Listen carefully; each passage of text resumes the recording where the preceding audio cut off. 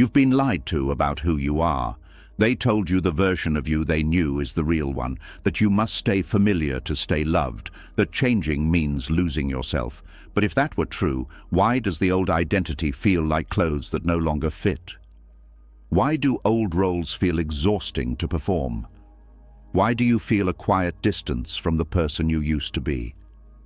The truth is, the version of you they knew no longer exists.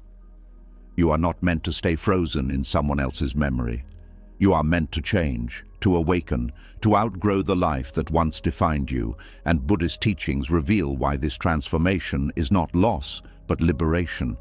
For centuries, the wisest minds understood that suffering begins when we cling to a fixed self in a world that never stops moving. Not through force, not through rebellion, but through awareness, the kind that lets you release who you were without fear of who you are becoming. Tonight, as you listen, something will loosen inside you. You will stop trying to return to the person others remember. The pressure to be understood will fade. A calm strength will take its place. And when you wake up tomorrow, you will see clearly that becoming unrecognizable was never betrayal. It was evolution. This isn't just another audio to fall asleep to. This is the moment you accept that you are allowed to change, even if no one else understands. Are you ready? Let's begin. Something inside you went quiet after that realization. Not peaceful quiet, not relief, but the kind of silence that follows when a truth finally lands and there is no way to argue with it anymore. You can't go back to being who you were, but the world around you hasn't caught up yet. People are still speaking to the old version of you, still expecting the same reactions, the same tolerance, the same personality that once kept everything predictable. And now you're standing in between two identities, the one that is already gone and the one that is still forming. This is where the grieving begins. It doesn't look like grief at first. There are no ceremonies for it, no clear moment where everyone acknowledges what was lost. It shows up in small, confusing ways. A conversation that suddenly feels heavy. A joke that no longer feels funny. A situation you used to tolerate that now drains you in minutes. You start noticing how much effort it takes to act like your former self, like wearing a costume that once fit perfectly but now feels tight across your chest. And the hardest part is that no one else can see the discomfort. From the outside, you look the same. Inside, everything has shifted. Grieving the identity others still expect is a strange kind of loss, because the person you're mourning is still technically alive. It's you. You remember how that version of you thought, what they feared, what they tolerated to stay loved. You understand why you became that person. At some point, it kept you safe. It helped you belong. It prevented conflict. It allowed you to survive environments that required you to shrink in order to stay included. So when you begin to let that identity fall away, it can feel like you're betraying the very strategy that carried you through life. Buddhist teachings speak of impermanence, but this is where the lesson becomes personal. Impermanence is not just about seasons changing or people aging. It is about identities dissolving. The self you performed was never permanent, only useful for a certain time. When the conditions that created it change, the identity naturally weakens. But the mind resists this process because it confuses familiarity with safety. Even if the old personality brought pain, it was predictable pain. And predictable pain feels easier to manage than the uncertainty of becoming someone new. One of the most painful parts of this grieving is the pressure to keep performing for others. People don't always demand it directly. Sometimes it comes through subtle disappointment in their voice when you respond differently. Sometimes it shows up as confusion when you don't laugh at the same things. Sometimes it appears as guilt, as if your growth is an inconvenience to those who preferred you unchanged. You start to notice how relationships can be built around roles rather than genuine connection. The helper, the peacemaker, the quiet one, the strong one, the one who never complains. When you stop playing the role, the relationship itself feels unstable, as if it depended more on your function than your presence. There is also fear mixed into the grief. If you stop being who they expect, will they still stay? Will they still love you? Will you lose the place you once had in their lives? This fear can tempt you to step back into the old personality just to restore harmony. You might catch yourself apologizing for boundaries that are actually healthy. You might explain yourself too much, hoping they will understand and allow the new you to exist without tension. But explanation rarely solves this kind of problem because the issue is not misunderstanding, it is attachment. They are attached to who you were. And you might still be attached to being seen as that person. Letting go of the pressure to perform begins quietly. It starts with noticing when you are acting instead of living. A moment where you say yes, even though your body wants to say no. A laugh that feels forced. A silence that hides your true opinion. Each of these moments becomes a doorway to awareness.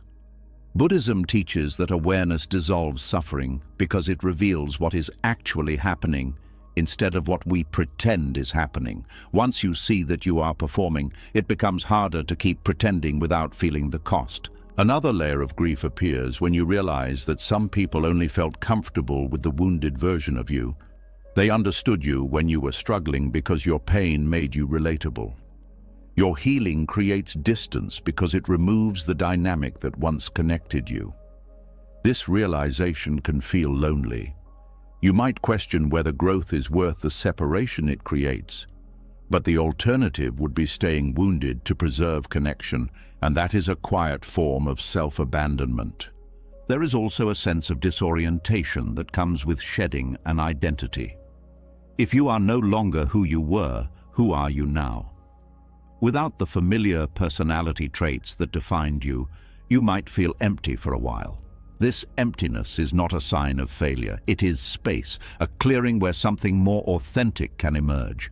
But the mind often interprets this space as loss, not possibility. It wants immediate certainty, a new label, a new story to hold on to.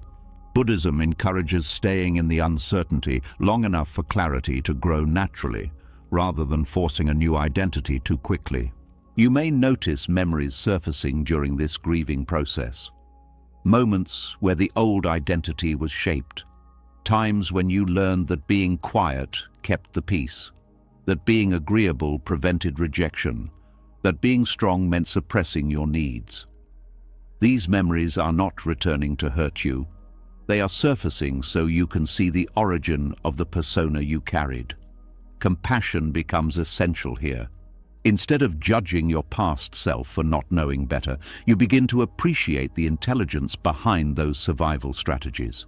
They were not weaknesses, they were adaptations. As you continue letting go, you may feel waves of doubt. The mind might whisper that you are becoming selfish or distant. It might romanticize the past, highlighting the moments when everything seemed simpler. But simplicity is not always truth. Sometimes it was simple because you were suppressing parts of yourself that didn't fit the narrative others expected. True peace comes from integration, not performance. Relationships will start to reveal their foundations during this time. Some will adapt and grow with you, others will resist, trying to pull you back into familiar patterns. You will see clearly who is connected to your essence and who is connected to your role. This clarity can hurt, but it also prevents future confusion. Instead of guessing who truly sees you, you begin to recognize it through their response to your change. There will also be moments of relief, even in the middle of grief. Small experiences where you realize how much energy you used to spend maintaining the old identity. A conversation where you speak honestly and nothing terrible happens. A decision made without consulting everyone else's expectations. These moments feel quiet but powerful, like stepping into fresh air after years in a crowded room. The pressure to perform fades gradually, not overnight. Some days you will slip back into old habits because they are deeply conditioned. That is not failure. It is part of the unwinding process. Each time you notice it and return to authenticity, the old pattern weakens. Buddhism describes this as unlearning rather than learning, removing what was layered on top of your natural state. Eventually, the grief begins to soften. You realize you are not losing yourself. You are losing the mask that hid you. The sadness transforms into a calm acceptance that people will remember you differently than you see yourself now, and that is okay. Their memory belongs to them. Your life belongs to you. You may also develop compassion for those who struggle with your change, not because you need their approval, but because you understand how unsettling transformation can feel when someone else initiates it. Your evolution can remind them of their own stagnation, their own fears of change.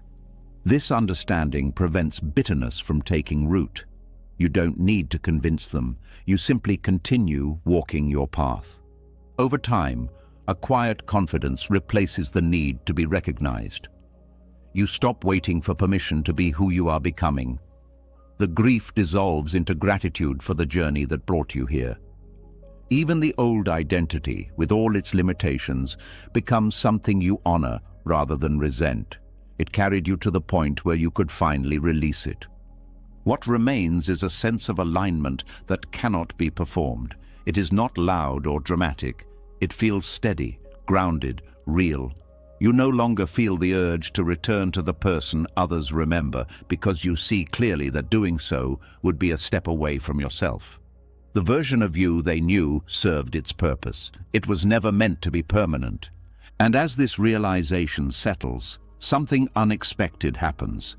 The need to explain your change disappears.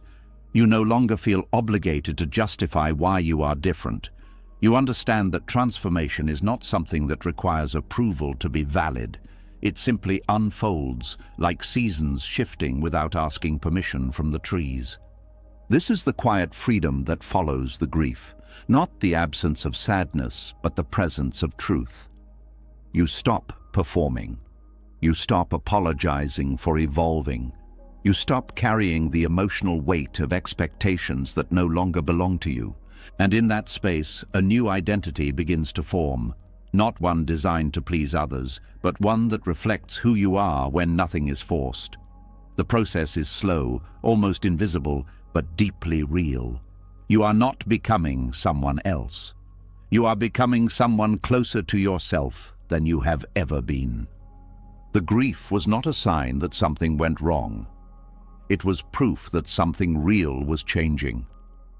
As the weight of performing an identity you no longer needed began to fall away, a strange space opened in your life. It wasn't relief yet. It wasn't peace either. It felt more like standing in a doorway after closing the room behind you, only to realize you don't fully belong in the next one yet.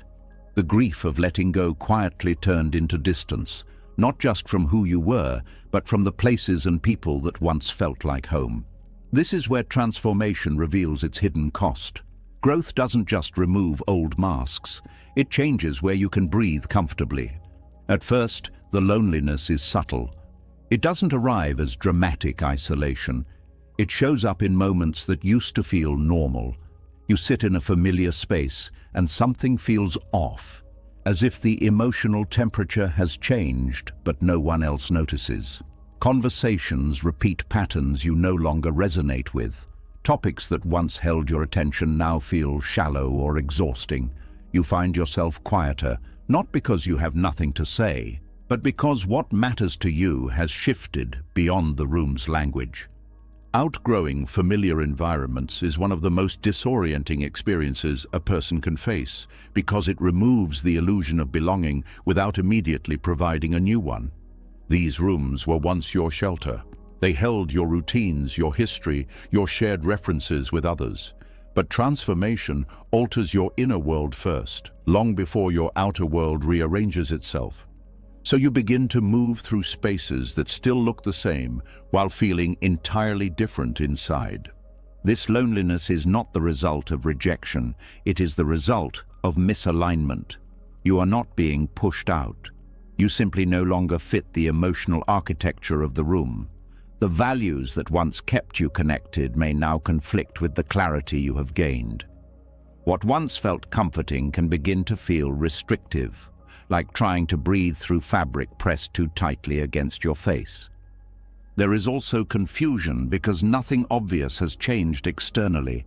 The same people are present, the same walls surround you, the same jokes circulate, yet your internal response has shifted so dramatically that it feels as though you have entered a parallel version of your own life. This is why personal transformation often feels like exile. You didn't leave intentionally. You woke up different and discovered the map no longer matches the terrain. Buddhist teachings describe this stage as part of awakening. When awareness expands, ignorance begins to dissolve, and with it the unconscious agreements that once kept relationships and environments stable. You start noticing dynamics that used to pass unnoticed. Patterns of control, avoidance, superficiality, emotional dependency. These realizations can create distance because awareness changes participation. You can no longer engage in the same way without feeling the tension between truth and habit. The exile feeling deepens when you attempt to reconnect and realize the effort is draining. You try to re-enter conversations, to act natural, to blend back in, but it feels like translating yourself into a language you no longer speak fluently. You leave interactions feeling tired rather than nourished. This is a sign that your nervous system has recalibrated to seek authenticity instead of familiarity.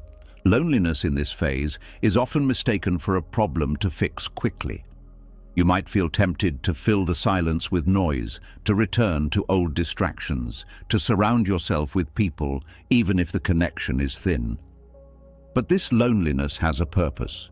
It creates space for a new sense of self to stabilize without being pulled back into old patterns. If you rush to escape it, you risk rebuilding the same environment that no longer supports your growth. There is also a mourning for the comfort that used to exist. Even if the old room was limiting, it was known. There is security in predictability, even when it is unhealthy. Leaving that behind means stepping into uncertainty, and uncertainty triggers fear. The mind prefers a painful certainty over an unfamiliar possibility because at least pain can be anticipated. Freedom, on the other hand, cannot be fully predicted, and that unpredictability feels like danger to a mind trained by habit. Another layer of loneliness comes from the realization that not everyone will follow you into this new phase. Some people will remain exactly where they are, not because they don't care about you, but because their journey is different. You might wish they could see what you see, feel what you feel, grow alongside you. But growth cannot be forced or transferred. Each person awakens at their own pace, and sometimes paths that once ran parallel begin to diverge quietly. This divergence can feel like loss even when no conflict occurs. You may still care deeply about these people. You may still share history and affection, but the energy that once connected you begins to thin. Visits feel shorter. Conversations feel less satisfying.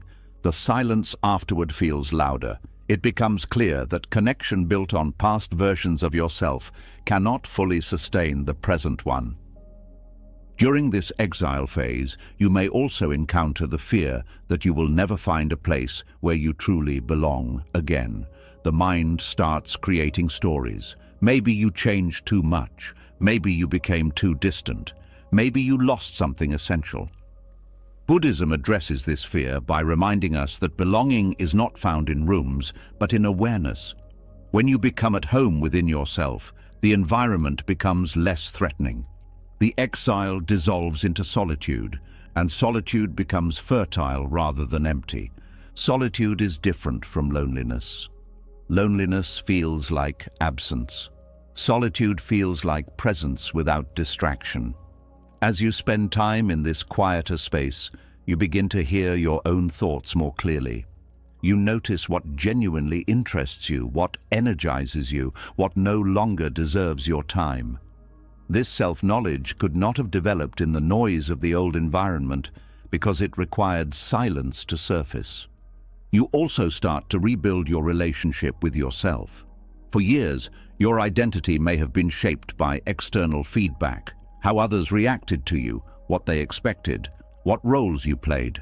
Without constant interaction reinforcing those roles, you begin to discover who you are without an audience. This discovery can feel both liberating and unsettling. Freedom without structure requires trust in your own judgment. Gradually, signs of a new life begin to appear. You encounter conversations that feel refreshing instead of exhausting. You meet people who respond to your authenticity with curiosity rather than discomfort. You find spaces where silence is not awkward, where depth is welcomed, where presence matters more than performance. These encounters may be rare at first, but they confirm that the exile was temporary, not permanent. You also learn to stop measuring connection by quantity. Instead of needing many people around you, you begin to value the quality of presence. A single, genuine conversation can feel more fulfilling than hours spent in superficial interaction. Your tolerance for empty engagement decreases because you now understand the cost of abandoning yourself for the sake of company. There is a quiet strength that develops during this period. You become less reactive to opinions, less desperate for validation, less afraid of being misunderstood. You realize that belonging does not require shrinking or pretending. It requires alignment between your inner world and your outer life. When that alignment exists, even a small circle can feel expansive. Eventually, what once felt like exile begins to resemble freedom. You move through spaces without needing them to define you. You can enter familiar rooms without being pulled back into old roles because your sense of self no longer depends on the environment. The loneliness fades not because you returned to who you were, but because you stopped resisting who you became. This transformation teaches a profound lesson. Sometimes you must lose the feeling of home in order to build one that is real. Familiarity is not the same as belonging. Familiarity can exist even in places that limit you. True belonging grows in spaces where you can exist without disguise. When you look back at this period, you may realize it was one of the most important transitions of your life. It forced you to choose authenticity over comfort, depth over convenience, truth over nostalgia. It showed you that growth is not just about gaining new qualities, but about releasing environments that cannot contain the person you are becoming. And in the quiet that remains, you understand something that once seemed impossible. Exile was never the destination. It was the bridge between who you were and the freedom you were moving toward. Freedom began to feel possible once the loneliness softened, but a quieter obstacle was still waiting. You could step into new spaces, speak differently, choose differently, yet something invisible kept pulling at your sleeve. Not a place, not a person standing in front of you, but a memory living inside others. You started noticing how people spoke to you as if time had stopped, as if the person you used to be was still standing right there in front of them. This is where transformation meets resistance that doesn't come from the present at all, but from the past refusing to loosen its grip. It hurts in a very specific way when someone describes you using words that no longer feel true. They talk about who you were as if it is still accurate, repeating stories that freeze you in a version of yourself you quietly outgrew. At first, you might smile and nod, not wanting to create discomfort. But inside, something tightens. You feel unseen, not because they don't care, but because they are looking at an old photograph while you are standing there in motion. Other people's nostalgia can feel warm on the surface. It can sound affectionate, even loving. They remember your old habits, your old reactions, your old vulnerabilities. They tell stories about you that once felt familiar. Yet nostalgia has a shadow side. It turns living people into fixed characters. It edits out growth, complexity, and pain, leaving only the parts that fit a comforting narrative. When you are the subject of that narrative, it can feel like being placed inside a glass case, where everyone admires who you used to be while ignoring who you are becoming. This quiet imprisonment often goes unnoticed because it doesn't look hostile. No one is trying to hurt you. They simply hold on to memories because those memories are part of their own identity. The version of you they remember is tied to how they understood their world at that time. If you change, it forces them to reconsider their own story. So without realizing it, they keep relating to you in the way that preserves their sense of stability. You may notice this in conversations where people respond to you based on your old personality rather than your current words. You express a boundary, and they laugh as if you are joking because the old you never set boundaries. You share a new perspective, and they dismiss it because they still see you as the person who once doubted themselves. They might even bring up your past mistakes repeatedly, not out of cruelty, but because those mistakes are part of the image they have stored. Buddhist teachings speak about attachment not only to things, but to ideas of self. This includes the ideas other people hold about you. Their attachment becomes a subtle pressure on your present moment. It tempts you to behave in ways that confirm their expectations so they don't feel disoriented. You might find yourself slipping back into old speech patterns, old humor, old passivity, simply because it is easier than confronting the discomfort of being seen as unfamiliar. Memory is powerful because it carries emotion. When someone reminisces about the past, it can awaken your own nostalgia. You might start doubting whether your change was necessary. You might wonder if you lost something valuable along the way. But nostalgia rarely shows the full picture. It highlights the pleasant fragments and blurs the pain that led to transformation in the first place. What feels like longing for simpler times is often longing for a time when you didn't yet know what you know now. This is why being frozen in someone else's memory can feel suffocating. It asks you to deny your own evolution to preserve their comfort. It invites you to perform a role that no longer aligns with your awareness. Over time, this performance becomes exhausting because it splits your energy. Part of you is trying to stay authentic while another part is trying to maintain harmony. You might start avoiding certain people or situations because you anticipate being pulled back into that past role. Not because you dislike them, but because interacting feels like stepping into a time capsule. You leave feeling drained, as if you spent hours pretending to be someone else. This avoidance can create guilt, especially if the people involved were important in your life. You question whether distancing yourself is selfish, even though staying connected in the old way feels dishonest. Another challenge appears when people resist acknowledging your growth.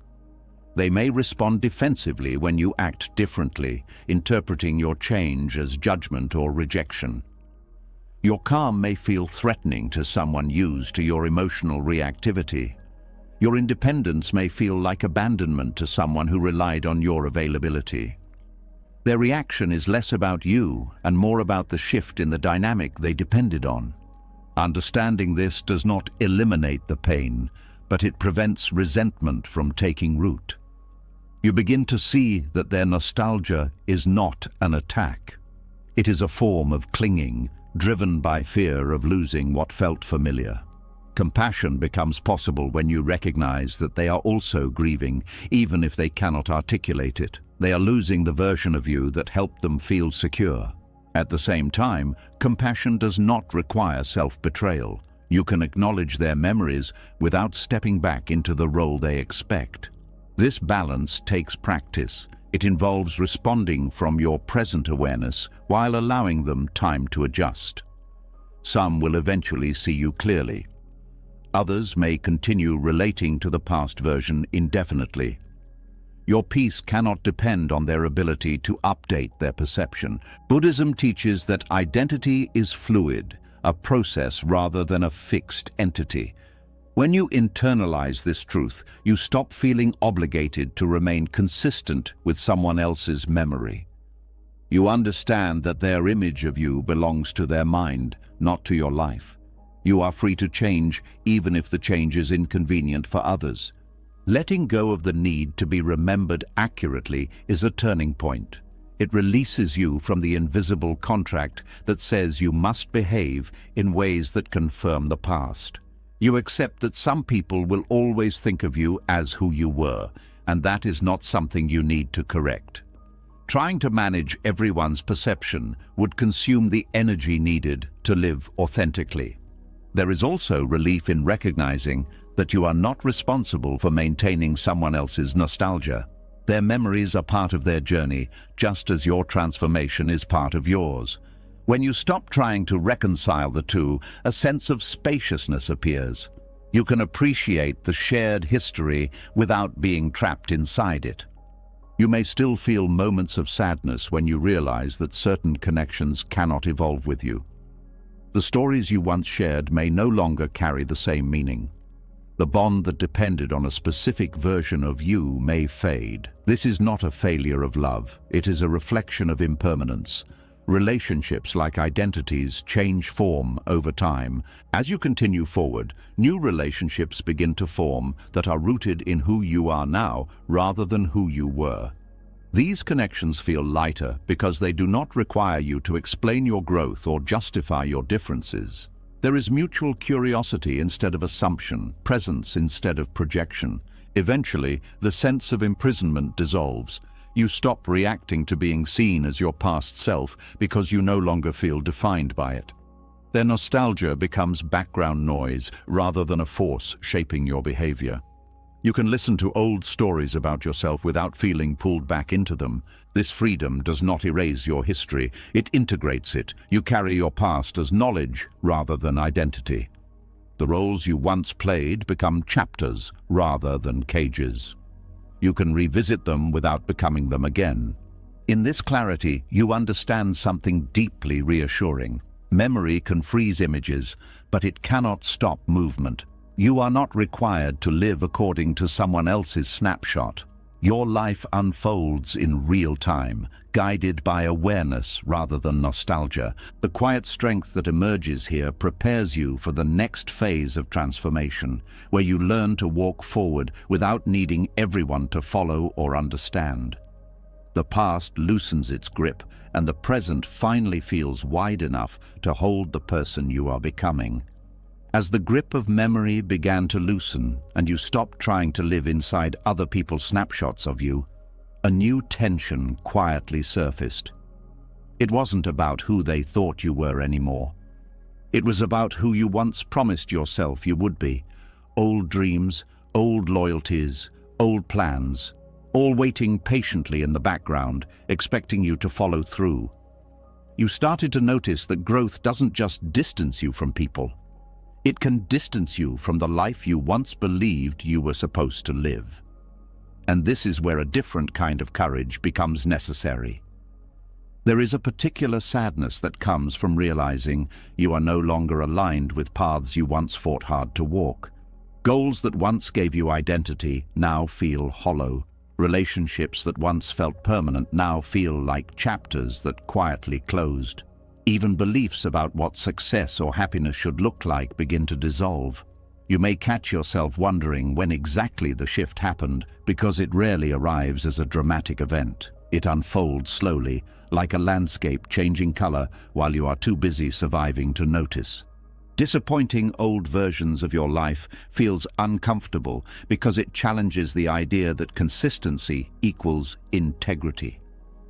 You were taught to follow through, to stay loyal, to finish what you started. So when your heart moves in a different direction, it can feel like betrayal. You might worry that you are becoming unreliable or ungrateful for the opportunities you once prayed for. But growth often requires re-evaluating commitments made by a version of you who had different needs and different awareness. Silent agreements exist everywhere in life. Some were spoken openly, others were formed through expectations that were never discussed but always understood. You agreed to be the responsible one, the strong one, the accommodating one, the one who keeps everything stable. You agreed to pursue certain milestones because they were considered normal or admirable. You agreed to remain in environments that shaped your identity even after you outgrew them. These agreements felt natural at the time because they aligned with who you were then. When transformation begins, those agreements start to feel heavy.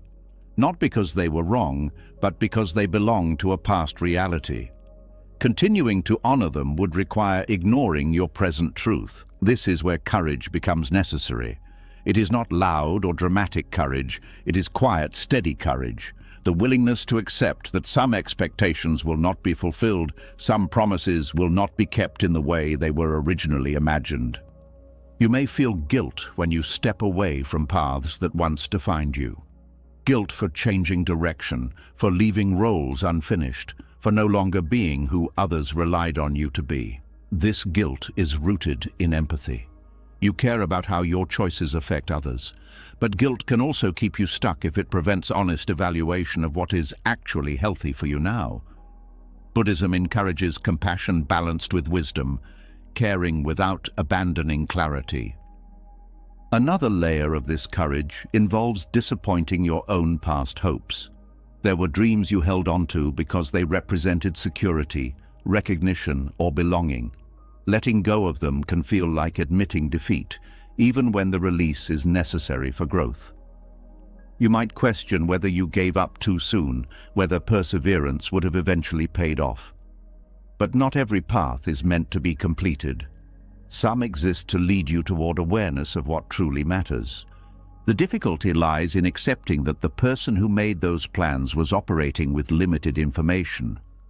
They could not foresee the experiences that would reshape your priorities. They could not anticipate the ways your values would evolve. Holding yourself accountable to their vision indefinitely would be like expecting a child's drawing to guide an architect's blueprint. It was meaningful at the time, but it cannot define the structure you are building now. There is also fear of how others will interpret your shift. They may see your change as inconsistency, instability, or lack of commitment. They may remind you of what you said you would do, what you once believed, who you used to be. Their confusion can intensify your own doubts. Yet clarity often emerges only after you allow yourself to move beyond expectations that no longer reflect your inner state. Buddhist teachings emphasize that attachment to fixed outcomes creates suffering. When you cling to a specific vision of your life, you resist the natural unfolding of experience. Accepting that plans can change is not a sign of weakness. It is a recognition of impermanence. Your life is not a contract you signed years ago. It is a living process responding to new insight. Courage in this context also means tolerating uncertainty. When you step away from familiar goals or roles, you may not immediately know what will replace them. This gap can feel frightening because it removes the structure that once guided your decisions. But the absence of a clear path can also be fertile ground for discovering possibilities that were invisible before. When you are not confined to predetermined outcomes, creativity and intuition have space to emerge. You may notice resistance from within as well as from others. Part of you wants to hold on to the old narrative because it provides a sense of continuity. Letting go feels like dissolving the story that once explained your life. But stories are tools, not prisons. They are meant to evolve as you gain new understanding. The courage to disappoint your past is the courage to update your story in real time. Relationships can shift during this process because they were built around shared expectations. When you move away from those expectations, the dynamic changes. Some people will adapt and support your evolution. Others may struggle because your change disrupts their own sense of stability. Their reaction does not determine the validity of your growth. It simply reflects their capacity to adjust. It is important to recognize that disappointing old versions of your life does not erase the value of what came before. The experiences, lessons, and connections you gained remain part of you. You are not rejecting your past. You are integrating it while allowing yourself to move forward. This distinction prevents bitterness from replacing gratitude. There will be moments when nostalgia tempts you to return to what felt simpler. When uncertainty becomes overwhelming, the familiarity of old paths can seem comforting, but comfort alone cannot sustain fulfillment. If a direction no longer resonates, returning to it will eventually recreate the same tension that led you away. Trusting your present awareness requires patience with discomfort. As you continue, a quiet confidence begins to form. You realize that your life does not have to make sense to your past self or to those who remember you differently. The only requirement is that it aligns with your current truth. This alignment becomes a source of stability that external approval cannot provide. You also learn that disappointing expectations does not mean abandoning responsibility. It means redefining responsibility in a way that includes your well-being. You can still care deeply about others while refusing to sacrifice your growth to maintain outdated agreements. This balance is delicate, but it is essential for sustainable change. Over time, the fear of disappointing fades because you see the benefits of authenticity. Decisions become clearer. Energy that was once spent maintaining appearances becomes available for meaningful pursuits. You feel less fragmented because your actions reflect your inner state instead of contradicting it. Eventually, you understand that courage is not the absence of fear, but the willingness to act despite it. Each step away from old expectations strengthens your trust in yourself. Each honest decision reinforces the idea that your life belongs to the present, not to the past. This courage prepares you for the next stage of transformation, where compassion extends not only toward others, but toward the versions of yourself that struggled before you knew another way. Growth stops feeling like a series of losses and begins to feel like a gradual return to something more genuine. In this space, disappointment transforms into release. You are no longer trying to fulfill agreements you never consciously chose. You are living deliberately, guided by awareness rather than obligation. The past remains part of your story, but it no longer dictates the direction of your future. And with that realization, the fear of letting people down becomes less powerful than the relief of finally being honest with your own life. As you stepped further into a life guided by honesty instead of obligation, something else began to surface. A quiet realization that not everyone was reacting to your growth with resistance out of malice. Some of them were simply confused. They were not trying to hold you back. They just didn't know how to meet this version of you because the only language they had learned was the one spoken by your pain. The courage to move forward slowly opened into a softer understanding. Not everyone who struggles with your healing is against you. Some only knew how to love you when you were hurting. There is a particular kind of sadness that appears when you realize that certain people bonded with you through shared wounds. The connection was real, but it was built on survival, not wholeness. You were relatable because you were struggling. You were approachable because you needed support. You were understandable because your reactions fit a story they recognized. When healing begins, the story changes, and they no longer know their role in it. This does not mean the relationship was false. It means it was shaped by circumstances that no longer exist. Pain has a way of creating intimacy quickly. When two people recognize the same hurt in each other, it forms a bridge that feels strong because it is rooted in vulnerability. But when one person starts to heal, the bridge changes.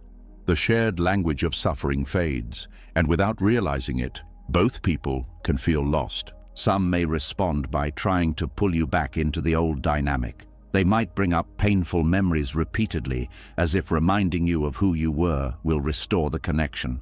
Others might become distant because your calm feels unfamiliar, even unsettling.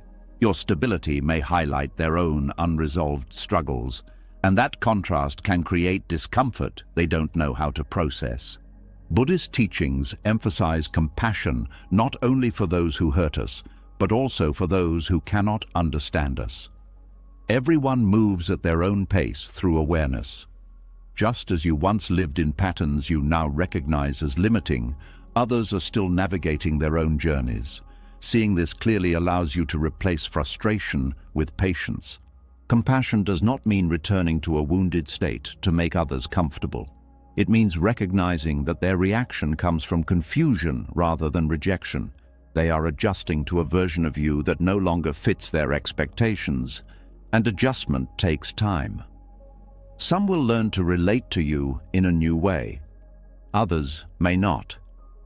Compassion allows you to accept both outcomes without bitterness. There can also be grief for the simplicity that existed when you were hurting together. Shared struggle created a sense of unity.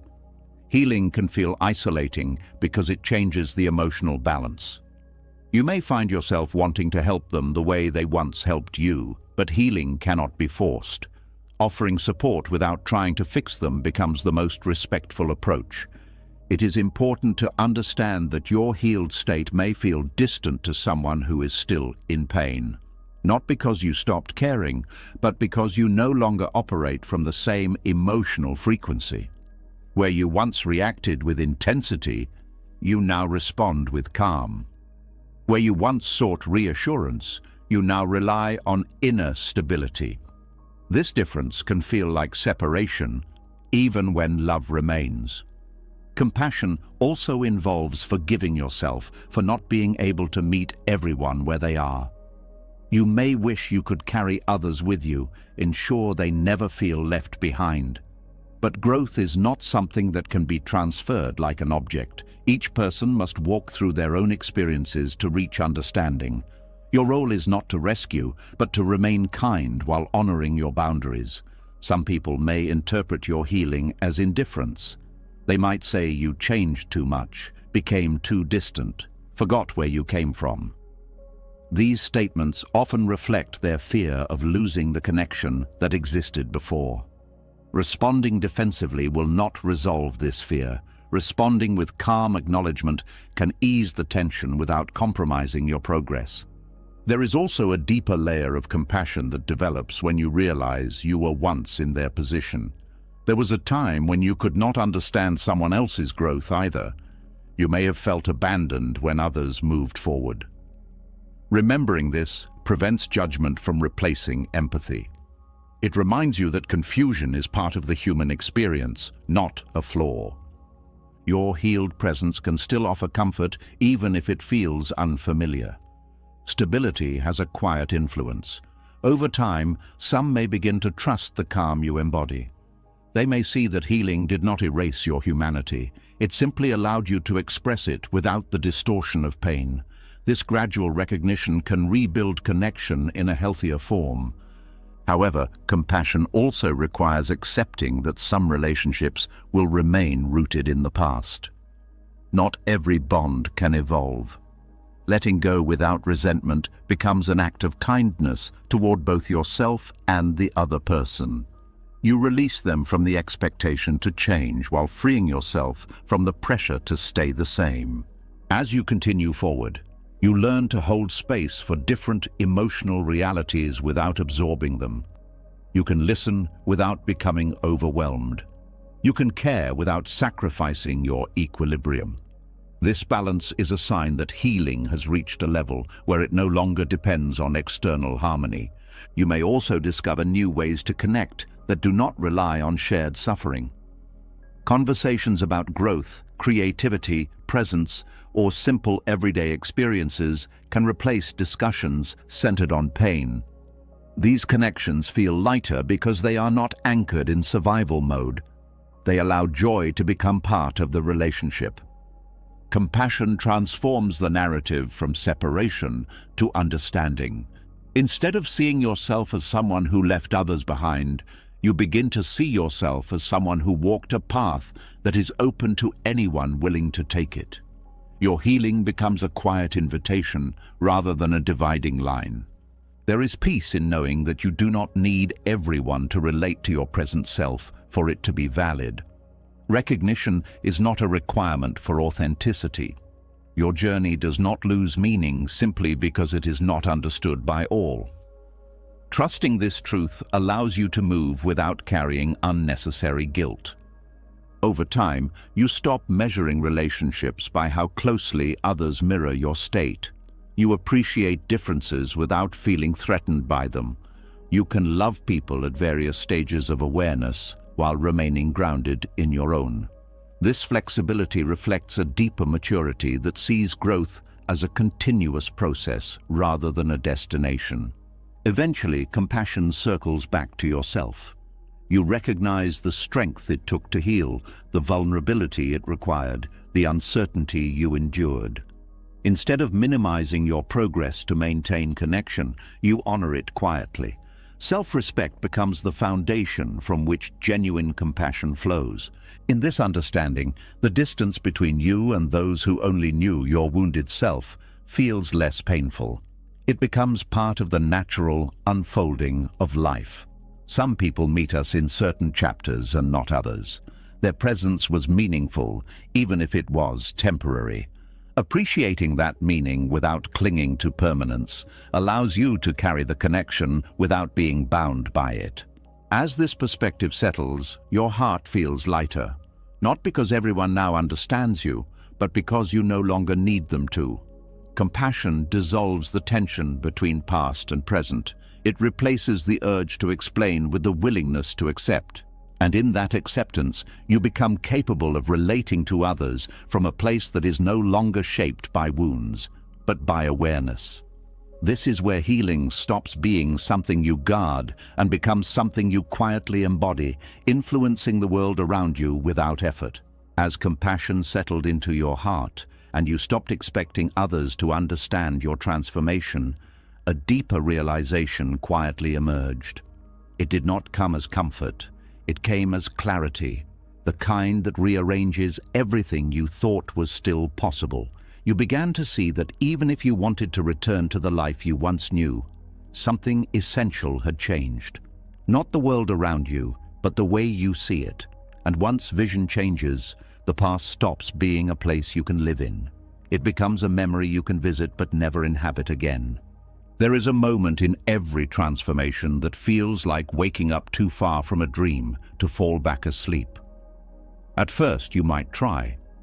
You might revisit old routines, reconnect with familiar places, attempt conversations that once felt natural. You hope that something inside you will switch back, that the ease you once felt will return. But instead of comfort, you feel a quiet resistance, as if your inner world refuses to cooperate with the script. This resistance is not stubbornness. It is awareness refusing to shrink. The shock comes from realizing that change is not reversible in the way we imagine. We grow up believing that if something doesn't work out, we can simply go back to what existed before. But awareness does not work like that. Once you see clearly, the illusion dissolves. You cannot unknow what you know. You cannot unfeel what you have felt. You cannot return to ignorance after tasting understanding. Buddhist teachings describe this as awakening from delusion, not in a dramatic sense, but in a gradual one. You begin to notice the patterns that once controlled you. You see how fear shaped your decisions, how attachment kept you stuck, how approval influenced your sense of worth. These insights create distance between you and the person who operated without questioning those forces. Returning would require pretending you never learned these lessons, and the mind cannot convincingly maintain that illusion for long. The past may still call to you during moments of uncertainty. When the new path feels unclear, nostalgia offers a comforting alternative. It presents an edited version of what used to be, highlighting familiarity while minimizing the reasons you left. You might remember the warmth without the suffocation, the stability without the stagnation. This selective memory can create the illusion that returning would solve your discomfort, but when you step closer, the illusion dissolves. The same environment that once felt safe now feels constricting. The conversations repeat without depth. The emotional dynamics remain unchanged. You realize that what you missed was not the situation itself, but the sense of certainty it provided. Certainty, even when limiting, can feel safer than freedom because it removes the burden of choice. The shock intensifies when you accept that there is no bridge back, only forward. Growth does not erase the past, but it transforms your relationship with it. The person who lived that life no longer exists in the same form. Trying to return would be like wearing clothes designed for a different body. They might still fit physically, but they no longer align with how you move. This realization can bring grief because it marks the end of a possibility you unconsciously held onto. As long as you believed you could return, you had a safety net. You could explore change without fully committing because retreat seemed available. When that option disappears, you face the full reality of transformation. There is no backup plan, only the unknown ahead. You may also feel a sense of betrayal, not toward others, but toward time itself. Why didn't anyone explain that awareness changes everything? Why didn't anyone warn you that growth can isolate you from your own history? These questions reflect the human desire for stability in a world defined by impermanence. Buddhism answers by reminding us that change is the only constant, even when we resist it. As awareness expands, your perception of meaning shifts. Activities that once seemed important may lose their appeal. Conflicts that once consumed you may appear insignificant. The urgency you once felt begins to fade, replaced by a quieter understanding of what truly matters. This shift can create distance between you and those who are still engaged in the patterns you left behind, not because you consider yourself better, but because your priorities have evolved. There is also a physical sensation to this realization. A heaviness in the chest, a tightness in the throat, a quiet fatigue that comes from processing something irreversible. Your body understands before your mind fully accepts it. It knows you are crossing a threshold that cannot be uncrossed.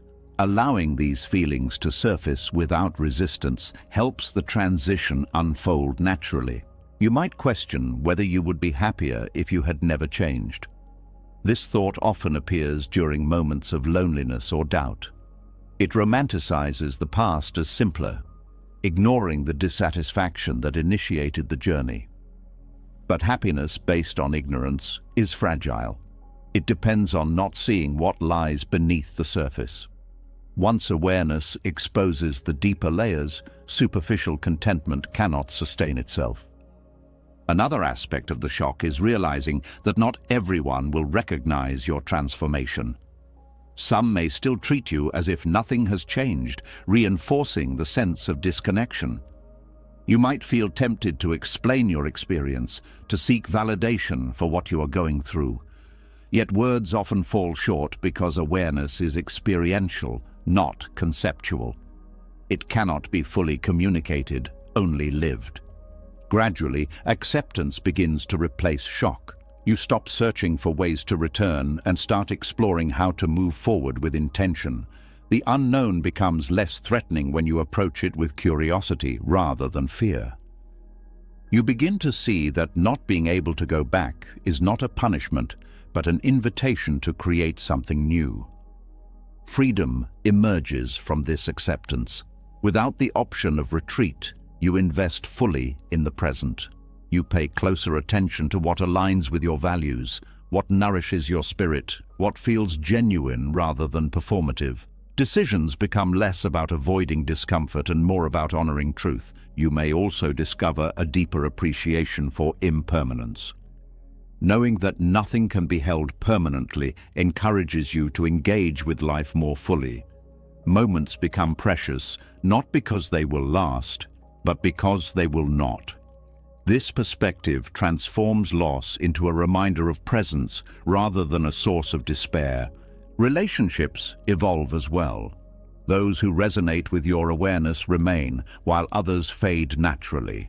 The connections that endure feel more authentic because they are based on who you are now, not who you were. You stop trying to recreate the past and start building bonds that reflect your current understanding. There is peace in realizing that forward movement does not require certainty. You do not need to know exactly where you are going to trust that you cannot return to where you were. Trust becomes the foundation of your journey, replacing the illusion of control. Over time, the shock fades into quiet gratitude. You recognize that awareness, even when painful, is a gift. It frees you from repeating patterns that once limited your growth. It opens possibilities that were invisible before. It allows you to live with intention rather than habit. You may still visit the past through memories, but you no longer feel tempted to stay there. The memories become part of your story, not a place you long to inhabit. You carry them with understanding instead of attachment. In this clarity, you realize that return was never truly possible. Even if circumstances remained unchanged, time would have altered you in subtle ways. The idea of going back was always an illusion created by fear of the unknown. Seeing through that illusion is what transforms shock into liberation, and in that liberation, you find a quiet readiness for whatever comes next. Not because you have all the answers, but because you no longer need them to keep moving. When the shock faded and acceptance took its place, something quieter began to happen. You stopped looking over your shoulder. The past no longer felt like a door you might reopen, and the future no longer felt like something you needed to force into shape. Instead, there was a steady awareness that your life was already moving in a new direction, even if no one else had noticed yet. You didn't feel the urge to explain yourself anymore. You didn't feel the need to justify why you were different. The change was no longer an argument you had to win. It was simply a reality you were living. There is a subtle power in allowing transformation to unfold without announcing it. In the beginning of any change, there is often a desire to declare it, to tell people who you are becoming so they can understand and adjust. This impulse comes from the fear of being misinterpreted. You want reassurance that your growth will not isolate you, that others will meet you halfway if they know what is happening inside you. But as awareness deepens, you realize that not all changes need witnesses to be valid. Living your evolution quietly creates a different kind of stability. Instead of seeking approval, you focus on alignment. Your actions begin to reflect your new understanding without requiring explanation. You say no when something feels wrong, not as a statement, but as a natural response. You walk away from environments that drain you without making a speech about it. You choose differently, and over time, those choices speak more clearly than any words could. This quiet rewriting of your story can feel strange at first because you were conditioned to communicate everything. You were taught that transparency equals honesty, that others deserve to know your reasons. But there is a difference between secrecy and privacy. Secrecy hides out of fear. Privacy protects what is still forming. Some transformations are too delicate to expose to constant scrutiny. They need space to grow without being questioned at every step. Buddhist teachings emphasize the importance of right action over right speech when it comes to personal growth. Words can create attachment to identity. When you declare who you are becoming, you risk turning that identity into something rigid. Living the change keeps it fluid. It allows you to adjust naturally as you learn, without feeling bound by what you said earlier. You may notice that people begin to respond to you differently, even if you never explain why. They sense the shift in your energy. Conversations that once pulled you into drama lose their grip because you no longer feed them. Situations that once intimidated you no longer hold the same power. Your calm presence communicates boundaries more effectively than any argument. There will still be moments when others question your silence. They may ask why you are distant, why you are not as available, why you seem different. You might feel the urge to provide a detailed explanation to ease their discomfort, but sometimes the most honest response is simplicity. You do not owe a full narrative for every step of your evolution. A gentle acknowledgement without elaboration can maintain peace while preserving your space. Rewriting your story without announcing it also protects you from unnecessary conflict. Not everyone is ready to accept your growth, and explaining yourself repeatedly can drain your energy. Living quietly allows those who are receptive to adjust naturally, while those who are not may drift away without confrontation. This process reduces friction because it removes the need for persuasion. Another benefit of this approach is that it keeps your focus on the present rather than on managing perceptions. When you are busy defending your change, you are still tied to the past version of yourself. When you simply live differently, your attention remains on what matters now. This shift strengthens your sense of autonomy. There is also a deeper humility in allowing actions to speak. You do not present yourself as someone who has figured everything out. You remain open to growth because you are not attached to a declared identity. This openness creates space for continuous learning. It prevents the ego from turning transformation into a performance. You may begin to notice how much of your previous life involved explaining, justifying, negotiating your existence. Letting go of that habit can feel liberating. Conversations become simpler because you are not trying to control how you are perceived. You express what is necessary and let the rest unfold naturally. Silence can also be a form of respect for your process and for the autonomy of others. By not forcing your narrative onto them, you allow them to interpret your change in their own way. Some will see it clearly, others will misunderstand. Accepting both outcomes without anxiety reflects a deeper confidence. Over time, the story of your life begins to look different, not because you rewrote it deliberately, but because your choices redirected its path. Opportunities that align with your values appear. Relationships based on authenticity replace those based on obligation. Your environment gradually reflects the person you have become, even if you never announce the transition. There may still be moments of doubt, especially when you encounter resistance or misunderstanding. You might wonder if silence is causing distance, but distance is not always negative. It can be a natural adjustment period while others recalibrate their perception of you. Trusting this process requires patience. Buddhism teaches that attachment to identity creates suffering because it resists the fluid nature of existence. By not announcing who you are becoming, you reduce attachment. You allow yourself to evolve continuously without needing to maintain consistency for the sake of appearances. You also discover that people who truly care will focus on how you treat them rather than on explanations.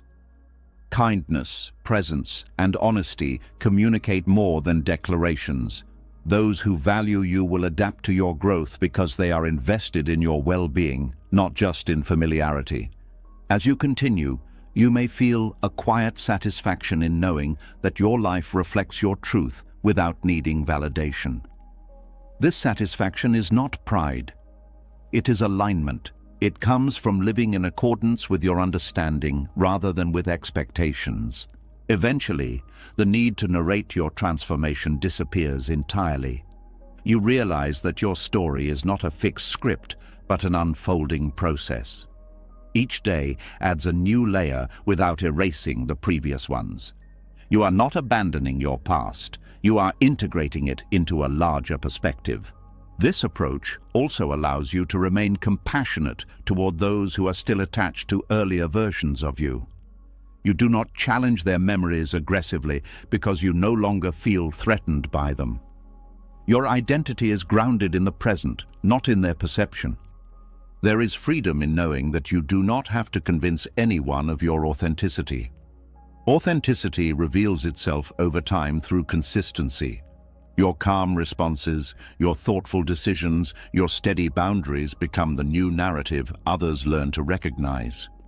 In this quiet rewriting, you begin to experience a deeper peace. Not the dramatic peace of a resolved conflict, but the steady peace of living without internal contradiction. Your outer life gradually matches your inner clarity. You may look back and realize that the most significant changes happened without announcements, without ceremonies, without dramatic moments. They happened in ordinary decisions made differently, repeated until they formed a new pattern. And in that realization, you understand that transformation does not need an audience to be real. It only needs your willingness to live it fully. As your story began to rewrite itself through quiet actions instead of explanations, another shift appeared that you could not ignore. People started reacting to you with uncertainty. They hesitated before speaking, as if trying to calculate which version of you would answer. Some seemed cautious, others curious, a few even uncomfortable. You realized that the consistency they once relied on was gone. You were no longer easy to predict, and that unpredictability unsettled more than just them. It unsettled you too. Because predictability had once been your proof that you were stable, trustworthy, understood. Now you were stepping into a different kind of freedom, one that did not come with familiar reassurance. There is a strange discomfort in realizing that you are no longer the person everyone can anticipate. You used to respond the same way to certain situations. You had patterns people memorized. They knew what would make you say yes, what would make you apologize, what would keep you quiet, what would draw you back even after you said you were done. These patterns created a sense of order, even if that order limited you. When those patterns break, the environment around you loses its script. Freedom without predictability can feel like walking without a map. At first, it does not feel empowering. It feels exposed. You may question whether you are becoming inconsistent or unreliable. The mind tries to pull you back toward familiar behavior because it equates consistency with safety. But true transformation often disrupts the patterns that once defined you. It is not instability. It is growth moving faster than old habits can keep up with. Buddhist teachings emphasize the fluid nature of the self. When awareness deepens, reactions become less automatic. Instead of responding from conditioning, you respond from presence. Presence cannot be predicted because it adapts to what is actually happening rather than what has happened before. This adaptability can look erratic to those who are used to your predictability, but in reality, it is a sign of freedom from mechanical behavior. You might notice this shift in small ways. Situations that once triggered anxiety now meet calm. Requests you once accepted without question now receive thoughtful consideration. Conflicts that would have escalated now dissolve because you refuse to engage in the same emotional loop. These changes make your responses less consistent in the eyes of others, but more authentic in relation to your current awareness. There is also unease because unpredictability removes the comfort of identity. If you are not the reliable peacemaker, the accommodating friend, the strong one who never needs support, then who are you? Without those roles, you may feel undefined. This undefined space can feel like instability, even though it is actually openness, the ability to respond without being constrained by expectations. Others may react strongly to this shift because your unpredictability challenges their sense of control. Predictable people are easier to manage. When someone can anticipate your reaction, they can shape their behavior accordingly. When they cannot, they must engage with you more honestly. This change can create tension because it removes the hidden agreements that once governed the relationship. You may also encounter accusations that you have changed too much. People might interpret your unpredictability as moodiness or inconsistency. They may try to diagnose your growth as a problem because it disrupts their comfort. Recognizing this reaction as fear rather than truth allows you to stay grounded. Their discomfort does not define your transformation. Freedom from predictability also means freedom from manipulation. When your responses are no longer automatic, others cannot rely on old triggers to influence you. Guilt, pressure, flattery, or urgency lose their effectiveness because you pause before reacting. This pause creates space for choice, and choice is the foundation of autonomy. At the same time, this freedom requires responsibility. Without predictable patterns, you must rely on inner guidance rather than external cues. Decisions become more intentional because they are not dictated by habit. This responsibility can feel heavy at first because it removes excuses. You cannot say you reacted a certain way because you always do. You must acknowledge that you are choosing differently. There is also a learning curve in trusting your new responses. You may second-guess yourself, wondering if you are overcorrecting or acting impulsively. Over time, patterns of authenticity replace patterns of conditioning, and trust grows. You begin to see that unpredictability does not mean chaos. It means flexibility guided by awareness. Relationships that survive this phase often become stronger because they are based on mutual respect rather than predictability. People who value your authenticity will adjust to your evolving nature. They will engage with you as you are now, rather than as a fixed character. This dynamic creates a more honest connection, even if it requires patience. Some relationships may fade because they depended on your consistency in roles that no longer exist. This fading is not a failure. It reflects the natural process of alignment. Connections that cannot adapt to your growth were tied to patterns you outgrew. Letting them go creates space for interactions that support your present self. You may also notice a deeper sense of aliveness emerging from this unpredictability. Without rigid scripts, life feels less repetitive. You experience situations freshly rather than through the filter of expectation. This freshness can bring excitement but also vulnerability because it removes the illusion of control. Buddhism teaches that clinging to certainty creates suffering because reality is inherently uncertain. Embracing unpredictability aligns you with this truth. Instead of resisting change, you move with it. This movement reduces internal conflict because you are no longer trying to freeze life into familiar shapes. The uneasy part of this freedom gradually softens as you recognize its benefits. You become less afraid of the unknown because you trust your ability to respond to whatever arises. Confidence shifts from controlling outcomes to navigating them. This shift reduces anxiety because it removes the need to anticipate every possibility. You also develop greater compassion for others' discomfort. You understand that unpredictability can feel threatening when someone relies on stability to feel secure. This understanding allows you to respond gently rather than defensively. You do not need to convince them of your growth. Your consistent presence, even within unpredictability, will speak over time. As your life continues to unfold, unpredictability becomes less noticeable to you because it feels natural. You stop comparing your current behavior to past patterns. You simply act in accordance with your awareness. This ease reflects integration, the point where change no longer feels like effort. Eventually, what once felt unsettling becomes a source of quiet pride. You recognize that your inability to be easily predicted means you are no longer trapped by conditioning. You are responding to life as it is, not as it was. This responsiveness allows for deeper engagement with the present moment. In this state, freedom does not feel like rebellion. It feels like alignment. You are not unpredictable for the sake of defiance. You are unpredictable because you are no longer performing a fixed identity. Each moment invites a fresh response, and you trust yourself to meet it honestly. And in that trust, the uneasy freedom transforms into a steady confidence that does not depend on being understood.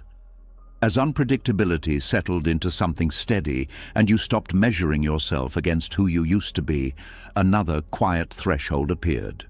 It was not about how others saw you anymore. It was about who you were when no one was watching at all. Without the familiar reactions, without the reminders of your past roles, without the people who knew your history, you were left alone with something both liberating and unsettling: your own presence. And in that silence, a question surfaced that no one else could answer for you. There is a unique vulnerability in being alone without witnesses to your past. For years, your identity was reinforced through interaction. People remembered your stories, reflected your habits back to you, reminded you of the roles you played. Their presence created continuity, a sense that you were still the same person because they treated you as such. When those witnesses are absent, continuity dissolves. You are not required to perform any version of yourself, and that freedom can feel disorienting. At first, the absence of witnesses might feel like relief. No expectations to meet, no need to maintain a persona, no pressure to explain your choices. but relief quickly gives way to uncertainty. Without external reference points, you may struggle to define yourself. You notice how often your sense of identity depended on feedback, approval, recognition, even conflict. Without those signals, you must rely on internal awareness, something that takes time to trust. This stage of transformation often occurs when you move into new environments, spend extended time alone, or simply withdraw from familiar social circles. The quiet allows your conditioned responses to fade, revealing patterns you did not see before. You might discover habits that belonged more to your surroundings than to your authentic preferences. Interests that once felt essential may no longer resonate when no one is there to validate them. Buddhist teachings emphasize the illusion of a fixed self. When you meet yourself without witnesses, this illusion becomes easier to see. Identity is revealed as a collection of memories, roles, and expectations rather than a permanent essence. This realization can feel unsettling because it removes the solidity you once relied on, but it also opens the possibility of redefining yourself based on present awareness rather than past conditioning. You may experience moments of emptiness during this process, not a painful emptiness, but a neutral one, like a blank page waiting to be written. This emptiness is often misunderstood as loneliness or loss of purpose. In reality, it is space, the absence of imposed narratives. Learning to sit with this space without rushing to fill it is a crucial part of self-discovery. Without witnesses, you are free to explore aspects of yourself that were suppressed before. You might experiment with new routines, new ways of thinking, new priorities. There is no audience to judge whether these changes are consistent with your past. This freedom allows for authenticity to emerge organically rather than through deliberate reinvention. However, the lack of external validation can also trigger doubt. You might wonder if your growth is real or if it only existed in contrast to others. When no one is there to acknowledge your change, it can feel invisible. This invisibility tests your commitment to authenticity. Are you still the person you have become when no one affirms it? Can you trust your inner clarity without external confirmation? Meeting yourself alone also reveals how you relate to silence. If you were accustomed to constant stimulation, the quiet can feel uncomfortable. Thoughts that were drowned out by noise begin to surface. Unresolved emotions may appear with surprising intensity. Instead of distractions to escape them, you have only awareness. This confrontation is not meant to overwhelm you, but to allow integration of experiences that were previously avoided. As you remain in this space, a deeper sense of self begins to form. It is not based on labels or roles, but on direct experience. You notice what genuinely brings you peace rather than what you were told should. You recognize your natural rhythms without adjusting them to fit expectations. You start making decisions that align with your values, even when no one is there to approve them. This self-knowledge creates a quiet confidence. Not the loud confidence of performance, but the calm assurance that you can exist without needing to prove anything. You become less reactive to opinions because your sense of identity no longer depends on being understood. Misinterpretation loses its power because it does not threaten your internal stability. You may also develop a new appreciation for solitude. What once felt like isolation begins to feel like refuge. Solitude becomes a place where you can return to yourself, recalibrate, and observe life without distortion. This relationship with solitude reduces the fear of being alone, allowing you to choose connection rather than cling to it.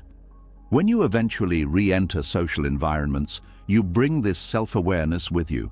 Interactions feel different because you are not seeking confirmation of who you are. You engage from presence rather than need.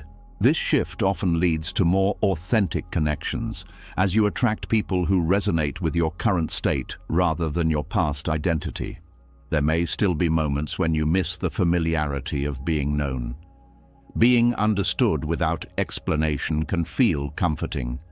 But you also recognize that familiarity is not the same as authenticity. Being known for who you used to be can feel more isolating than being unknown while being true to yourself. Buddhism teaches that attachment to identity creates suffering because it resists change. Meeting yourself without witnesses helps dissolve this attachment. You learn to see identity as fluid, adapting to each moment rather than clinging to a fixed narrative.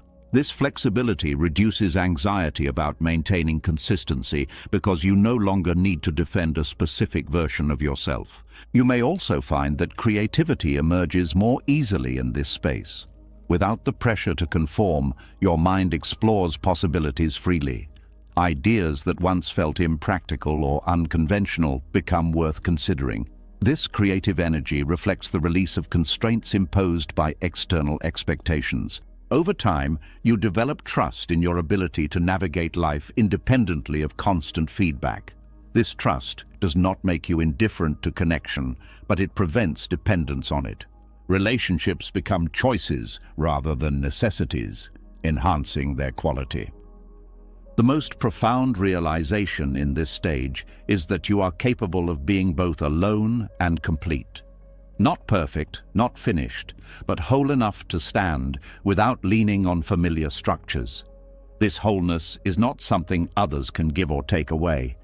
It arises from understanding yourself beyond the roles you played. As you continue forward, you may notice that the need to revisit the past decreases. You carry your history without being defined by it. Encounters with people who knew your previous self no longer trigger confusion because you know who you are regardless of their perception. Eventually, meeting yourself without witnesses transforms from a challenge into a foundation. It becomes the place you return to whenever life feels overwhelming. A quiet center that remains steady even as circumstances change. In that center, you realize that identity does not need constant confirmation to exist. It lives in awareness, in presence, in the simple act of being fully engaged with the moment. And from that place, you step back into the world not as someone searching for themselves, but as someone who has learned how to meet themselves again and again, regardless of who is watching. After learning to meet yourself without the witnesses of your past, something else begins to change in the way you relate to unfinished stories. You realize that not every chapter will end with an explanation, not every absence will be filled with answers, and not every distance will be repaired through conversation. There are moments when life moves forward without permission from the past. At first, this feels incomplete, as if something important was left unsaid. But slowly, you start to understand that closure is not always something given by others. Sometimes it is something you grow into quietly, without anyone else even knowing it happened. There is a deep emotional tension in accepting that some situations will never be resolved externally. The mind wants clarity. It wants the final conversation, the apology, the acknowledgement that what happened mattered. Without these things, it can feel as though your experience was erased. You may replay old interactions, imagining different outcomes, searching for a sentence that could have changed everything. This looping is not weakness. It is the mind's attempt to restore balance when it feels incomplete. Yet internal closure begins when you recognize that waiting for someone else to provide resolution keeps you tied to their willingness to engage. As long as you depend on their participation, your healing remains conditional. Silent closure shifts the focus inward. Instead of asking what they will say, you ask what you need to understand to move forward.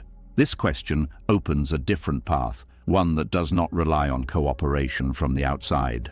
Buddhist teachings often speak about attachment to outcomes as a source of suffering. Wanting a specific conversation, a specific response, or a specific apology creates resistance when reality does not deliver it. Letting go of that attachment does not mean the experience did not matter. It means you refuse to let unresolved external factors dictate your internal state. There is also grief in this process. Letting go without explanation can feel like abandoning a part of your story. You may worry that moving on silently invalidates your feelings or minimizes what happened. But internal closure is not denial. It is acknowledgement without dependence. You allow the experience to exist without requiring it to be completed in a particular way. Sometimes the absence of conversation is itself the answer. When someone chooses not to engage, they communicate their limits, even if they never articulate them. Recognizing this can be painful, but it also clarifies where you stand. You stop waiting for a version of them that may never appear. Acceptance replaces expectation. Silent closure also involves forgiving yourself for what you did not know at the time. The past often contains moments where you wish you had acted differently, spoken more clearly, or left sooner. Without external resolution, self-blame can linger. Internal closure requires compassion for your earlier self, acknowledging that you acted with the awareness you had then. As you release the need for external validation, you begin to reclaim energy that was previously spent on rumination. Thoughts about what could have been gradually lose intensity. Space opens for new experiences that are not overshadowed by unfinished business. This shift feels subtle but profound, like stepping out of a room where the air was heavy without realizing how much it was weighing on you. You may also discover that closure does not erase memory. You still remember what happened, but it no longer dominates your emotional landscape. The memory becomes a reference point rather than a wound. This transformation happens quietly, often without a specific moment you can point to. Another aspect of silent closure is accepting that not everyone will understand your perspective. There may be misunderstandings that remain unresolved, narratives that differ from your truth. Instead of fighting to correct them, you choose peace over validation. This choice reflects a deeper confidence in your own understanding. There is a paradox in this process. By not insisting on closure, you create the conditions for genuine peace. When you stop demanding resolution, the tension dissolves because there is nothing left to resist. You allow reality to be as it is, even if it is imperfect. You might notice a change in how you approach new conflicts. The urgency to resolve everything immediately decreases. You become more comfortable with uncertainty, trusting that clarity will come from awareness rather than from forcing conversation. This patience reduces reactivity and allows for more thoughtful responses. Silent closure also teaches you to recognize when continued engagement would only reopen wounds. Some conversations do not heal because the other person is not in a place to participate honestly. Walking away without final words can feel incomplete, but it protects your peace. Choosing not to reopen the past is an act of self-respect, not avoidance. As time passes, you may encounter reminders of what once felt unresolved. Instead of pulling you back into emotional turbulence, they evoke a sense of distance. You see how far you have come. The situation that once consumed your thoughts now feels like a chapter from a different life. There is also a quiet strength in knowing that you can create your own sense of completion. You do not need a ceremony or acknowledgement. Your decision to move forward becomes the closing statement. This autonomy reduces vulnerability to external disruptions because your peace is not dependent on cooperation. Buddhism teaches that everything is impermanent, including relationships, roles, and conflicts.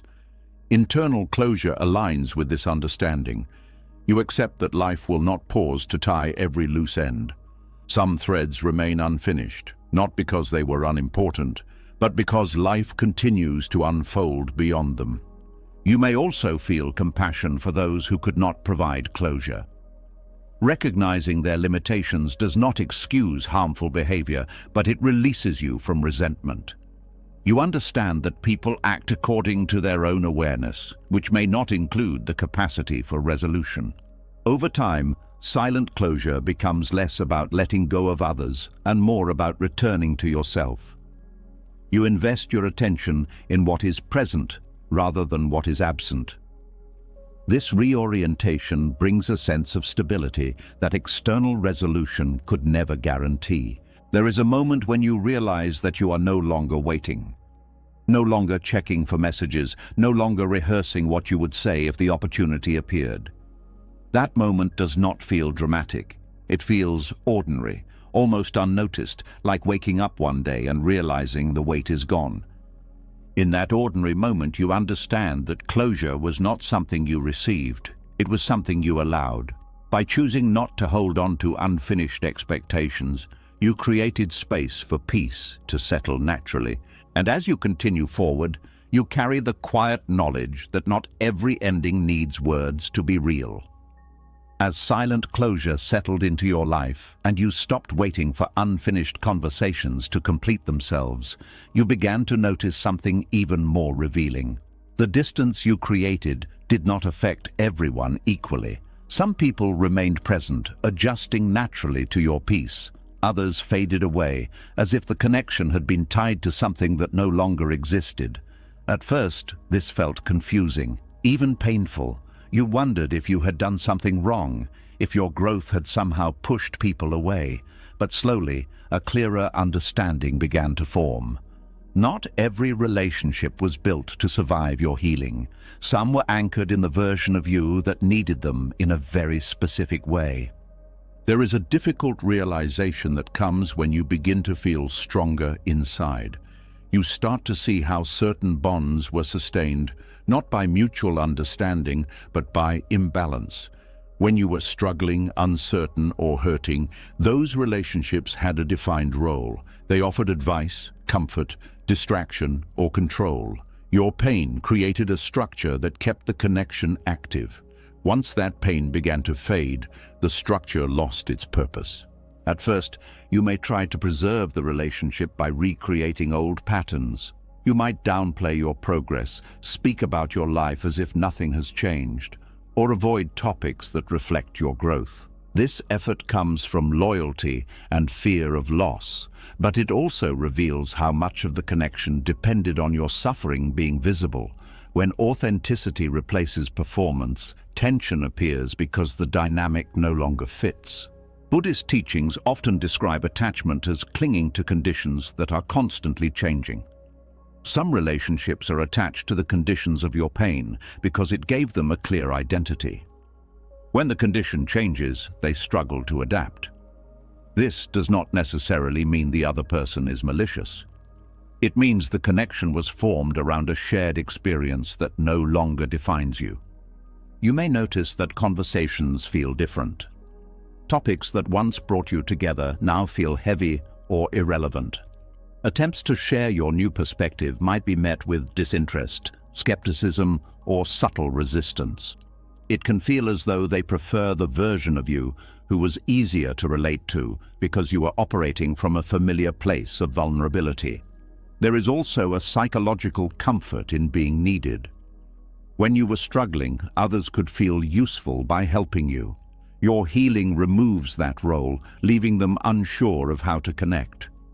This uncertainty can lead to distance because they do not know how to engage with a version of you that no longer requires rescue or reassurance. Sometimes the dependency went both ways. You might realize that you relied on certain people to validate your pain or to reinforce a narrative about yourself. As you release that narrative, the connection weakens because its foundation dissolves. Recognizing this can be humbling. It shows that relationships are often sustained by unconscious agreements rather than conscious choice. There can also be subtle resentment from those who feel left behind by your growth. They may interpret your healing as abandonment or superiority, even if you never express it that way. Their discomfort reflects their own unresolved struggles, not your intentions. Understanding this helps you respond with compassion rather than defensiveness. It is important to acknowledge the grief that accompanies this realization. Losing connections, even those based on imbalance, can feel like losing parts of your history. These people witnessed moments of your life that shaped you. Letting go does not erase that shared past, but it does mark a transition into a different phase. Buddhism teaches that suffering arises from clinging to what is no longer aligned with reality. Holding on to relationships that require you to shrink or reopen old wounds creates inner conflict.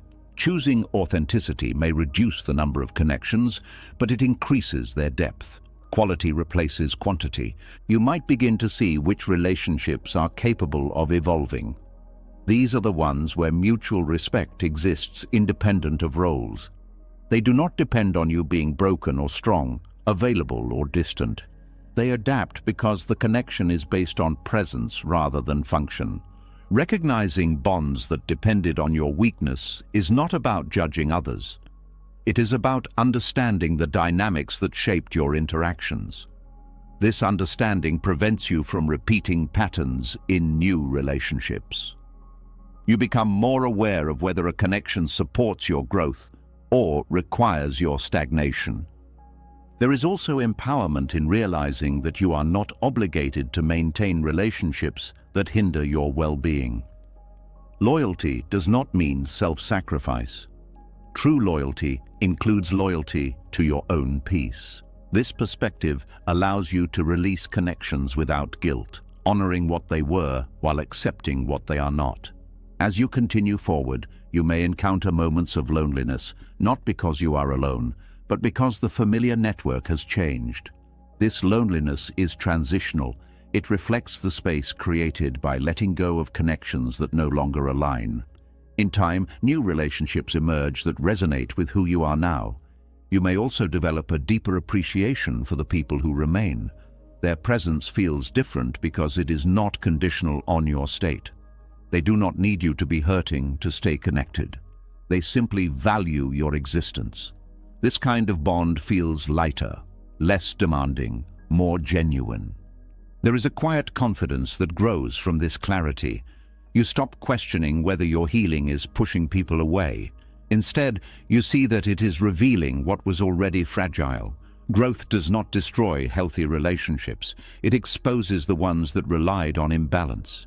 You might even feel gratitude for those connections that could not continue. They served a purpose during a particular stage of your life. Without them, you might not have learned the lessons that led to your transformation. Recognizing their role allows you to release resentment and keep the wisdom. Over time, your understanding of connection becomes more nuanced.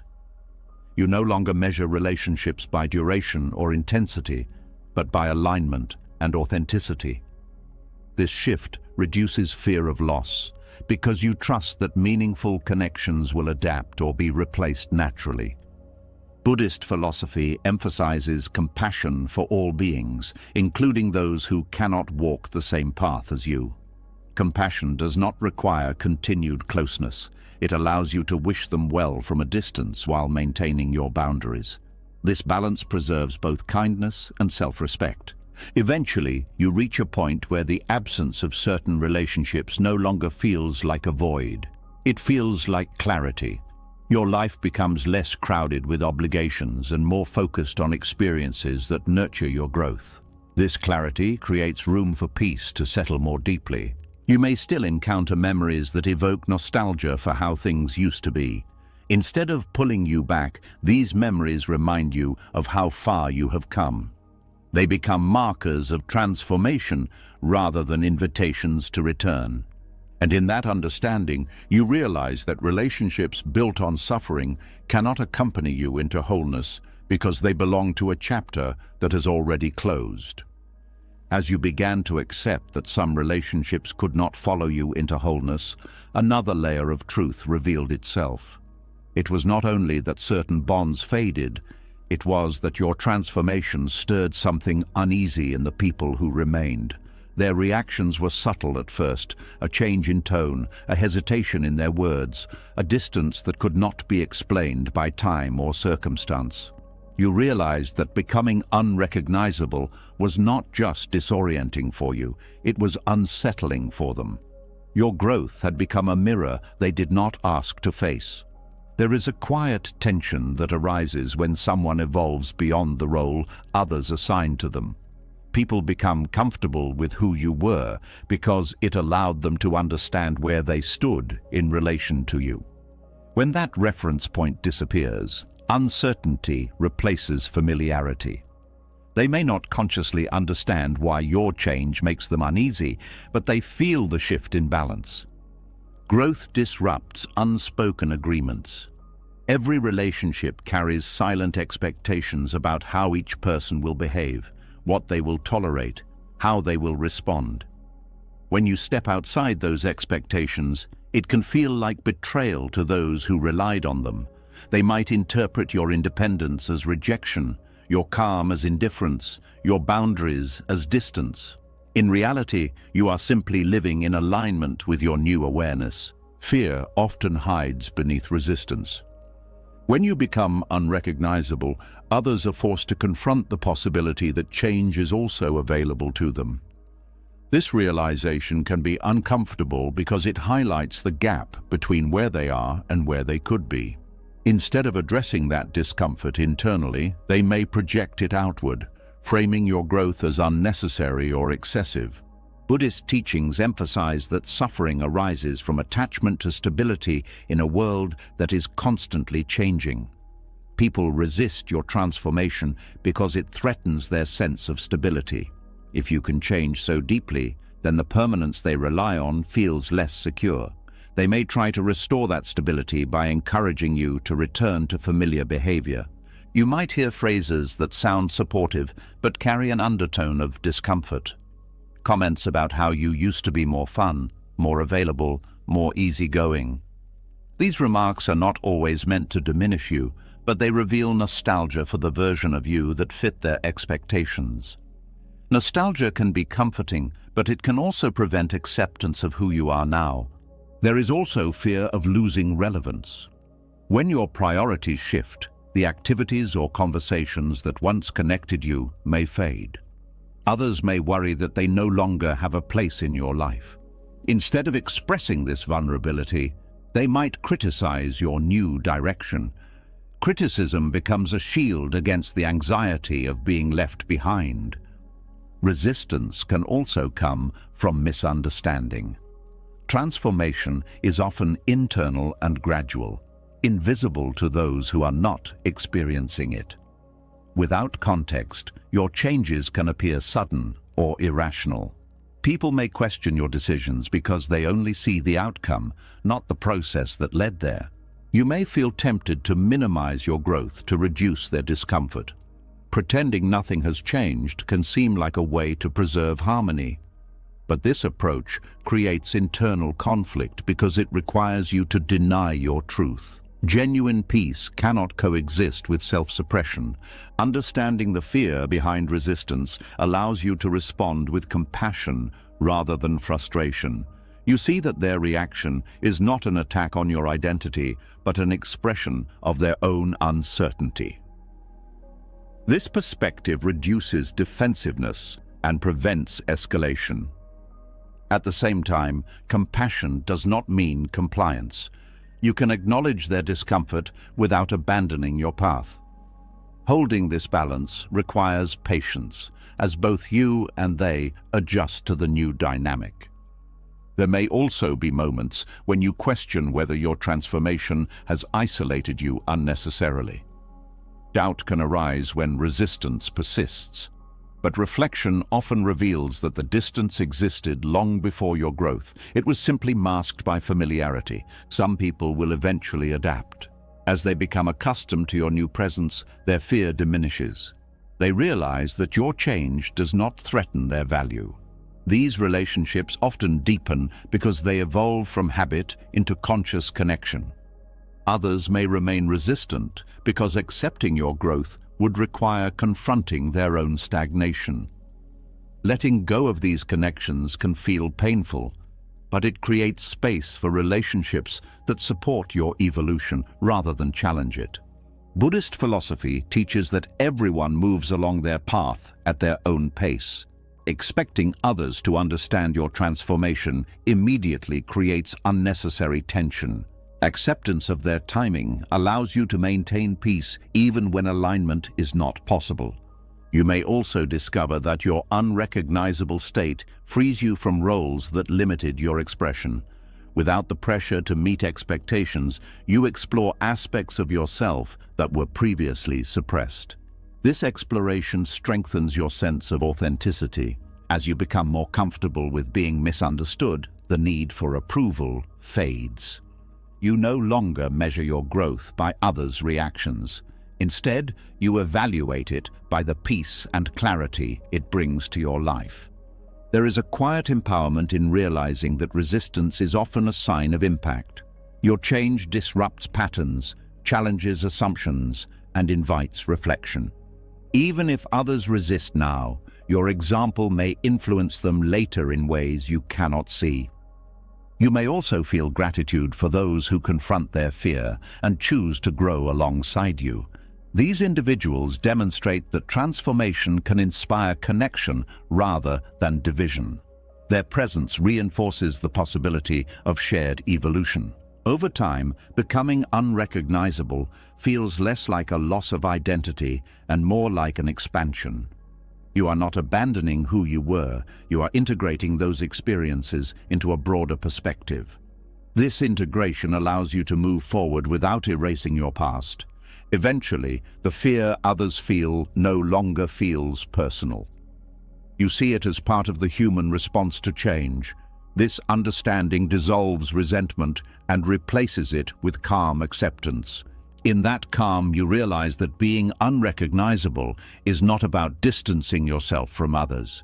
It is about becoming fully present in your own life, even if that presence challenges familiar perceptions. And from that place, you continue walking forward, knowing that those who are ready will meet you there, and those who are not will remain where they feel safest, each following their own path through the same changing world. As you made peace with the fear your transformation stirred in others, another realization slowly surfaced, quieter but just as profound. Even when people stopped resisting your growth, they did not necessarily update their understanding of you. They continued to speak to a version of you that no longer existed, referencing memories as if they were current facts. At first it felt strange, almost disorienting, as though you were being mistaken for someone else while standing in your own life. Then you began to see something deeper. People were not trying to misrepresent you. They were holding on to the version of you that made sense within their story. There is a subtle pain in recognizing that no matter how much you change, many people will remember you in simplified ways. Human memory does not capture complexity well. It reduces people to roles, moments, or impressions that were easiest to understand at the time. Someone might always see you as the shy one, the reliable one, the difficult one, the one who left, the one who stayed too long. These labels are not malicious. They are shortcuts the mind uses to navigate relationships. At first, you may feel an urge to correct these outdated perceptions. You want to explain who you are now, to update the narrative so it matches your current reality. This desire comes from a natural wish to be seen accurately. Being misunderstood can feel like invisibility, as if your growth has gone unnoticed. But trying to rewrite others' memories often leads to frustration, because memory is not a neutral record. It is shaped by emotion, perspective, and time. Buddhist teachings remind us that perception is filtered through each person's conditioning. The way someone remembers you says as much about their experience as it does about your behavior. Their simplified version of you reflects what they needed you to be in their story. Accepting this does not mean agreeing with their interpretation. It means recognizing that you cannot control how you exist in someone else's mind. There is also freedom in letting go of the need to be remembered correctly. When you stop trying to manage your image in other people's memories, you reclaim energy that was tied to defending your identity. You no longer feel compelled to justify your decisions or clarify your intentions. Your focus shifts from being understood to being authentic. You may still feel moments of sadness when you realize that someone who once knew you deeply now relates to you through an outdated lens. It can feel like a quiet loss, not of the person themselves, but of the shared understanding you once had. This grief is natural. It reflects the human desire for connection, that evolves with you. Over time, you begin to see that being remembered inaccurately does not diminish your present reality. The version of you that exists now is shaped by awareness, not by recollection. Your life is not confined to the stories others tell about you. It unfolds through your choices in the present. There is also humility in accepting that you remember others in simplified ways too. You may still see someone as they were during a particular period, even though they have changed since then. Recognizing this mutual limitation softens judgment and increases compassion. Everyone is navigating incomplete impressions of each other. You might notice that those who are willing to update their perception do so naturally without needing persuasion. They ask questions, observe and adjust their understanding through interaction.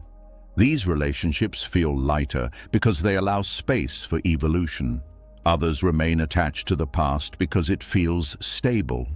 Both responses are part of the human experience.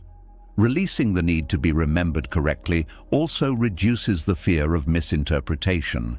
You no longer feel responsible for how your actions will be perceived in the long term. This freedom encourages honesty because you are not performing for future narratives. You act according to your values rather than according to how you might be remembered. There is a deeper spiritual aspect to this acceptance. Buddhism teaches that the self is not a fixed entity, so the idea of a correct memory becomes less meaningful. Each moment you are slightly different from the last. Expecting others to capture that fluidity in memory is unrealistic. Recognizing this helps you detach from the illusion of a permanent identity. You may also discover that simplified memories serve a purpose. They allow relationships to continue without constant renegotiation of identity. While they can feel limiting, they also provide continuity. Understanding this dual role reduces resentment. As you continue to grow, you become less concerned with legacy in the conventional sense. Instead of wanting to be remembered accurately, you focus on living meaningfully. You trust that whatever impression remains will reflect something genuine, even if it is incomplete. There may be moments when someone's outdated perception collides with your current reality in a way that feels jarring. Instead of reacting defensively, you learn to respond with patience. You recognize that their memory is a snapshot from another time, not a judgment on your present self. Letting go of the need to correct every misunderstanding also protects your peace. Constantly clarifying your identity can become exhausting. Choosing silence in certain situations is not surrender. It is an acknowledgement that understanding cannot be forced. You begin to appreciate the quiet dignity of being known by your actions rather than by explanations. Those who engage with you in the present will form new impressions organically. Those who do not will hold on to their memories, and that is acceptable. There is also a sense of liberation in knowing that you are free to evolve without needing to update everyone. You are not obligated to keep your personal growth synchronized with others' perceptions. Your journey belongs to you, not to the collective memory of those around you. Eventually, the discomfort fades, replaced by a calm acceptance that your identity exists beyond recollection. You carry your truth within you, independent of how it is remembered. This independence creates a deeper stability because it is not tied to external validation. You may even find gratitude for the versions of you that live in others' memories. They represent chapters of your life that shaped you, even if they no longer define you. Honoring those chapters without being confined by them reflects maturity. As you move forward, you become more present in each interaction, aware that memories are being formed but not attached to how they will be interpreted later. This presence allows you to engage fully without anxiety about permanence. In time, you realize that the desire to be remembered correctly was another form of clinging to identity. Releasing it aligns you with the fluid nature of existence. You stop trying to control the narrative and start living the experience. And in that release, There is a quiet peace that comes from knowing that who you are now does not depend on how you are remembered, only on how deeply you are awake to the life unfolding in front of you. As you loosened your grip on how you are remembered, another layer of freedom quietly revealed itself. You began to notice how much of your energy had once been spent trying to correct misunderstandings, clarifying intentions, defending decisions, explaining who you really were. Without that effort, there was suddenly more silence in your life. Not the empty kind, but the peaceful kind that does not demand constant response. In that silence, you discovered that not every false perception needs to be dismantled for you to live truthfully. It can feel deeply uncomfortable to know that someone holds an inaccurate view of you and to do nothing about it. The instinct to correct is strong because misunderstanding feels like injustice. It creates a tension between who you are and who they think you are. The mind wants to restore alignment, to close the gap, to make reality visible. But spiritual maturity begins when you realize that alignment with your own truth matters more than alignment with every external perception. There is a quiet strength in allowing misunderstanding to exist without resistance. It does not mean you agree with it. It means you no longer feel threatened by it. You recognize that people interpret reality through their own experiences, fears, and expectations. Their perception of you is shaped by their inner world, not just by your actions. Trying to control that perception becomes an endless task because you cannot rewrite another person's conditioning. Buddhist teachings emphasize the concept of right effort, using energy wisely rather than compulsively. Correcting every false perception is exhausting because it assumes responsibility for something that cannot be fully managed. When you release that responsibility, your energy returns to the present moment. You focus on living authentically instead of defending authenticity. You may still feel the urge to explain yourself, especially when silence feels like surrender. But silence can also be a form of confidence. It signals that you trust your truth enough to let it stand without reinforcement. This confidence is not arrogance. It is the calm understanding that reality does not depend on agreement to exist. Letting misunderstanding remain can also reveal which relationships are built on genuine connection. People who care deeply will seek clarity rather than cling to assumptions. They will ask questions, listen, and adjust their understanding. Those who are comfortable with misunderstanding may not be invested in knowing you fully. Recognizing this distinction helps you decide where to direct your attention. There is also compassion in this acceptance. When you stop trying to correct everyone, you acknowledge that each person is navigating their own challenges. Their misinterpretation may come from pain, insecurity, or limited perspective. Understanding this reduces the impulse to take it personally. Choosing peace over correction does not mean abandoning boundaries. If a misunderstanding leads to harmful behavior, addressing it may be necessary, but when it is merely an inaccurate opinion, silence can be a healthier response. You conserve energy for what truly matters, rather than engaging in debates that change nothing. You might notice that your inner state becomes more stable when you stop reacting to misperceptions. Emotional fluctuations decrease because your sense of self is no longer tied to others' approval or understanding.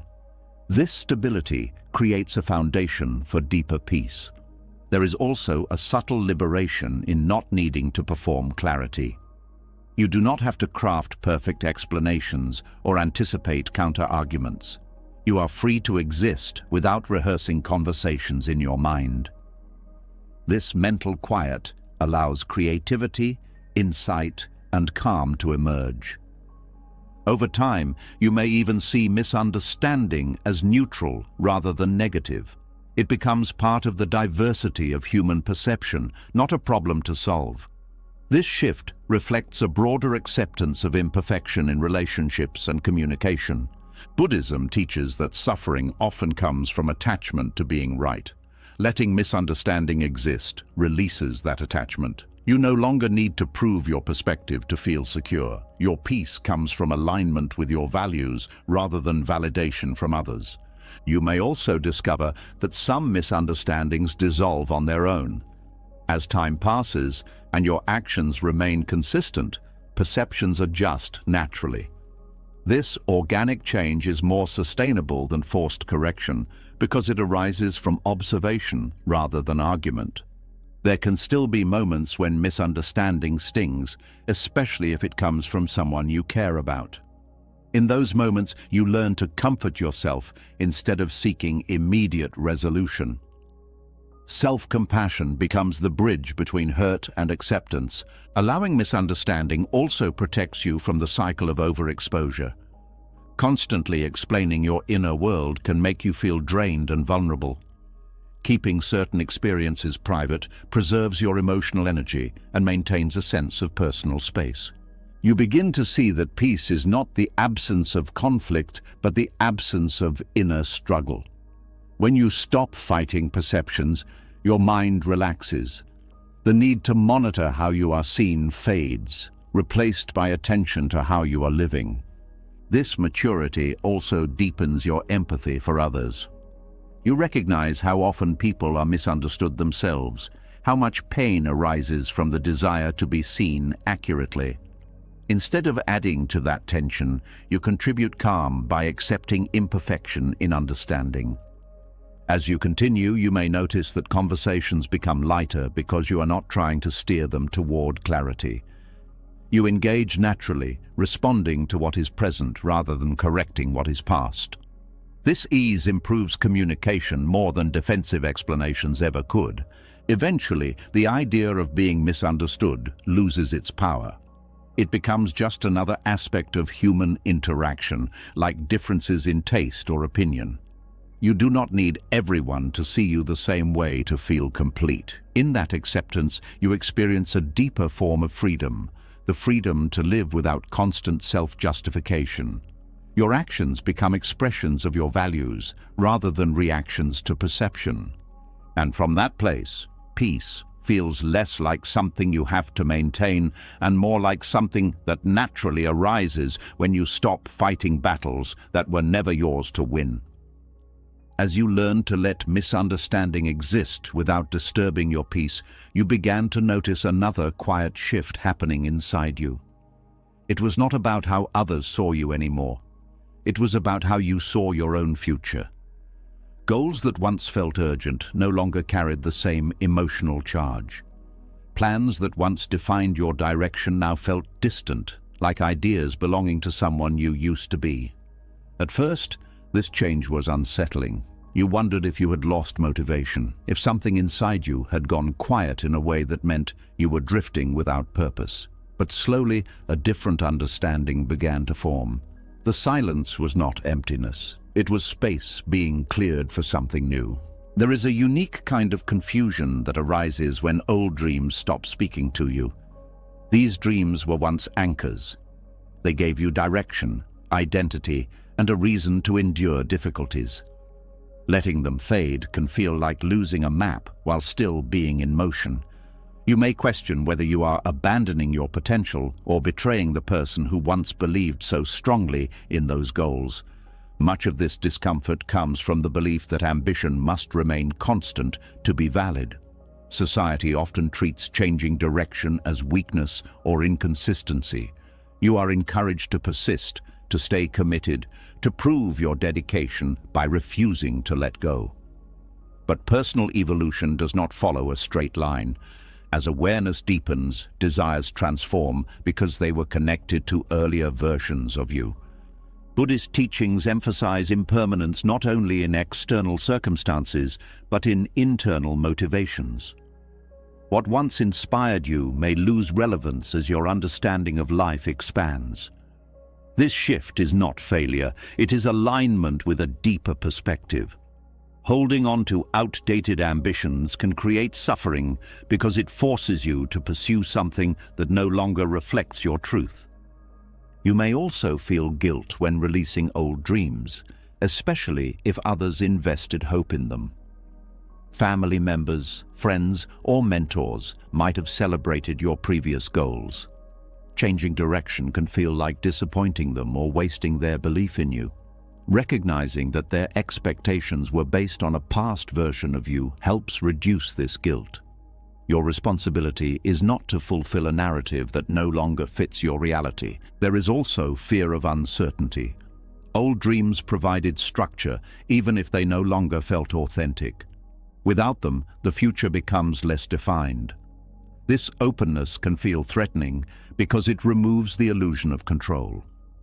Learning to tolerate this uncertainty is part of growth. It allows new possibilities to emerge without being forced into predetermined shapes. Sometimes the shift happens gradually.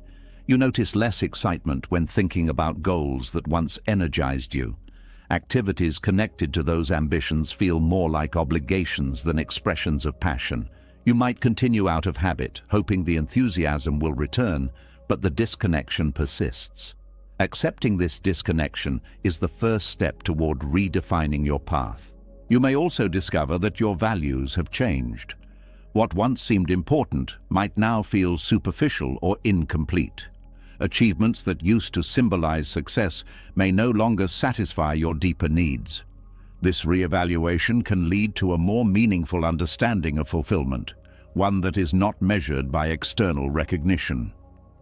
Letting ambitions evolve also requires letting go of comparison. Watching others pursue similar goals can trigger doubt, making you question whether you are giving up too soon. But their path is shaped by their experiences, not yours. Respecting your own timing prevents unnecessary self-criticism. There can be moments of nostalgia for the clarity you once had. Certainty feels comforting, even if it was based on limited awareness. Accepting that clarity can change allows you to appreciate past ambitions without clinging to them. They were stepping stones, not destinations. Buddhism teaches that attachment to outcomes creates suffering.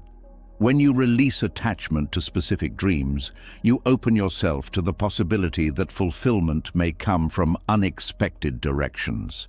This openness does not mean passivity. It means engaging with life without rigid expectations. You may find that new interests emerge quietly without the intensity of your previous ambitions. These interests feel lighter, less driven by pressure, and more by curiosity. Allowing them to grow at their own pace prevents them from becoming another rigid identity. There is also wisdom in recognizing that some dreams were motivated by a desire for validation rather than genuine passion. As you become less dependent on approval, those motivations lose power. What remains is a clearer sense of what truly resonates with you. This transition can feel lonely because others may not understand why you are changing course. They might encourage you to stay focused or remind you of how close you were to achieving your original goals. Their concern comes from familiarity, not from awareness of your inner transformation.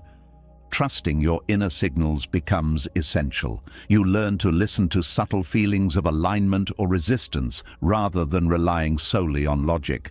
This intuitive guidance reflects a deeper connection to yourself. You may also experience a sense of relief as you release ambitions that were driven by obligation. Without the pressure to perform, your energy returns.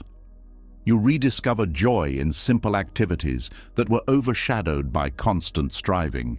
Over time, you realize that ambition itself can evolve from a desire to achieve into a desire to understand, contribute, or simply experience life more fully. This shift creates a more sustainable form of motivation because it is rooted in curiosity rather than competition. There is a quiet courage in allowing your direction to change without labeling it as confusion. Confusion implies a lack of clarity, but what you are experiencing is expansion. Your perspective has grown beyond the limits of your previous goals. You may also find that letting go of old dreams makes room for rest. Continuous striving can exhaust the mind and body. Pausing to reassess your path restores balance and prevents burnout. Eventually, new dreams may begin to form, not as urgent demands but as gentle invitations. They feel aligned with your current understanding rather than with external expectations. Pursuing them feels natural rather than forced. This process teaches you that identity is not defined by a single ambition. You are not limited to one purpose or direction. Your life can hold multiple chapters, each with its own focus. As you continue forward, the fear of drifting fades. You realize that you are not lost. You are transitioning. The absence of old dreams is not emptiness. It is the beginning of a new conversation between who you are and what life is asking from you now.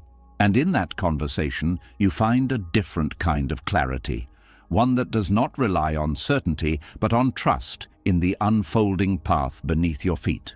As your old dreams loosened their hold and new possibilities began to form quietly in the background, another realization surfaced, one that felt more personal than any change in ambition. You began to see that it was not only your goals that were evolving.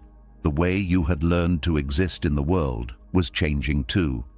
Habits of speech, ways of reacting, the careful mask you wore in certain situations, all of it started to feel heavy, as if it belonged to a time when you needed protection more than authenticity. What once felt necessary now felt restrictive, and the shift was not dramatic. It was quiet, almost tender, like saying goodbye to a version of yourself that had done its job.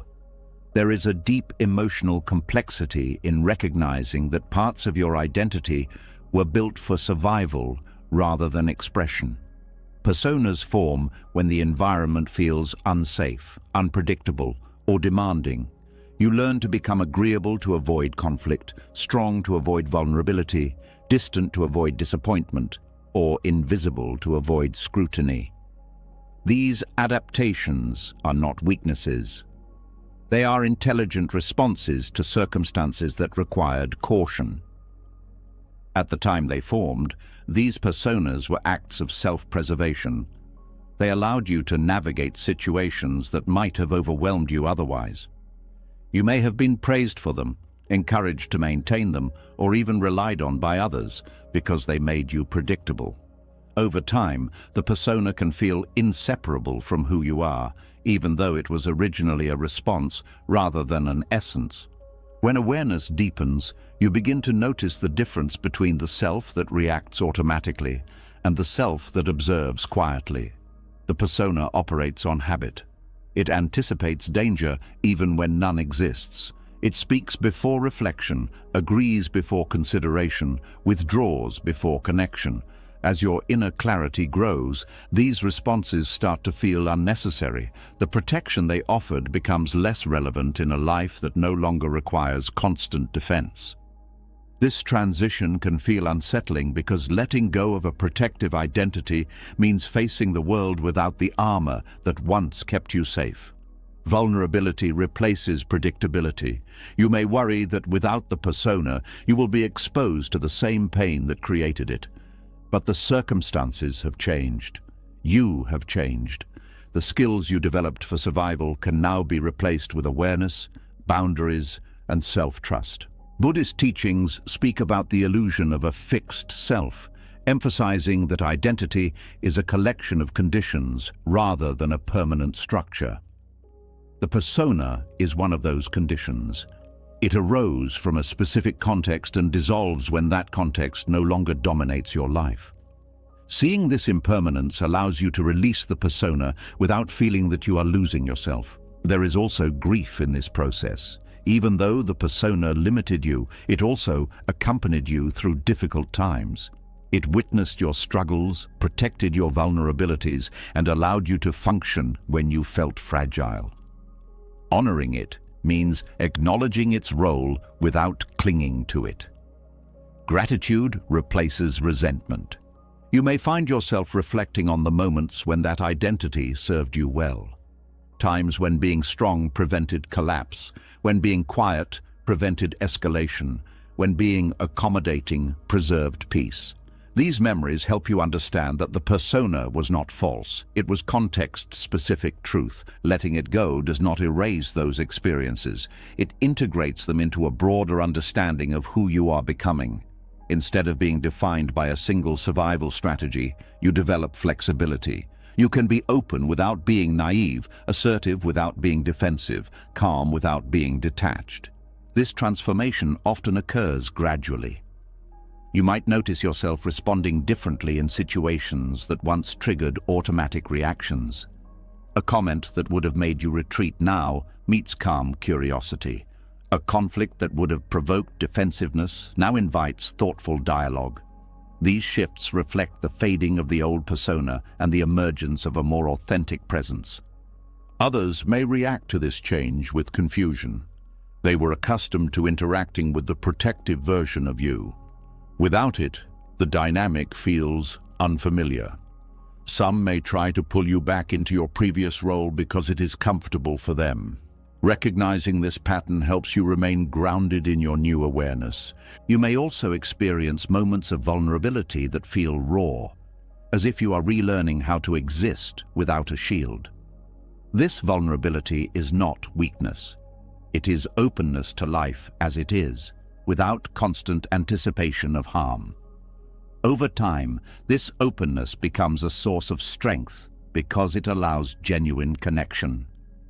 There is a quiet courage in choosing authenticity over safety. Safety can create stagnation if it prevents growth. Authenticity involves risk, but it also brings vitality.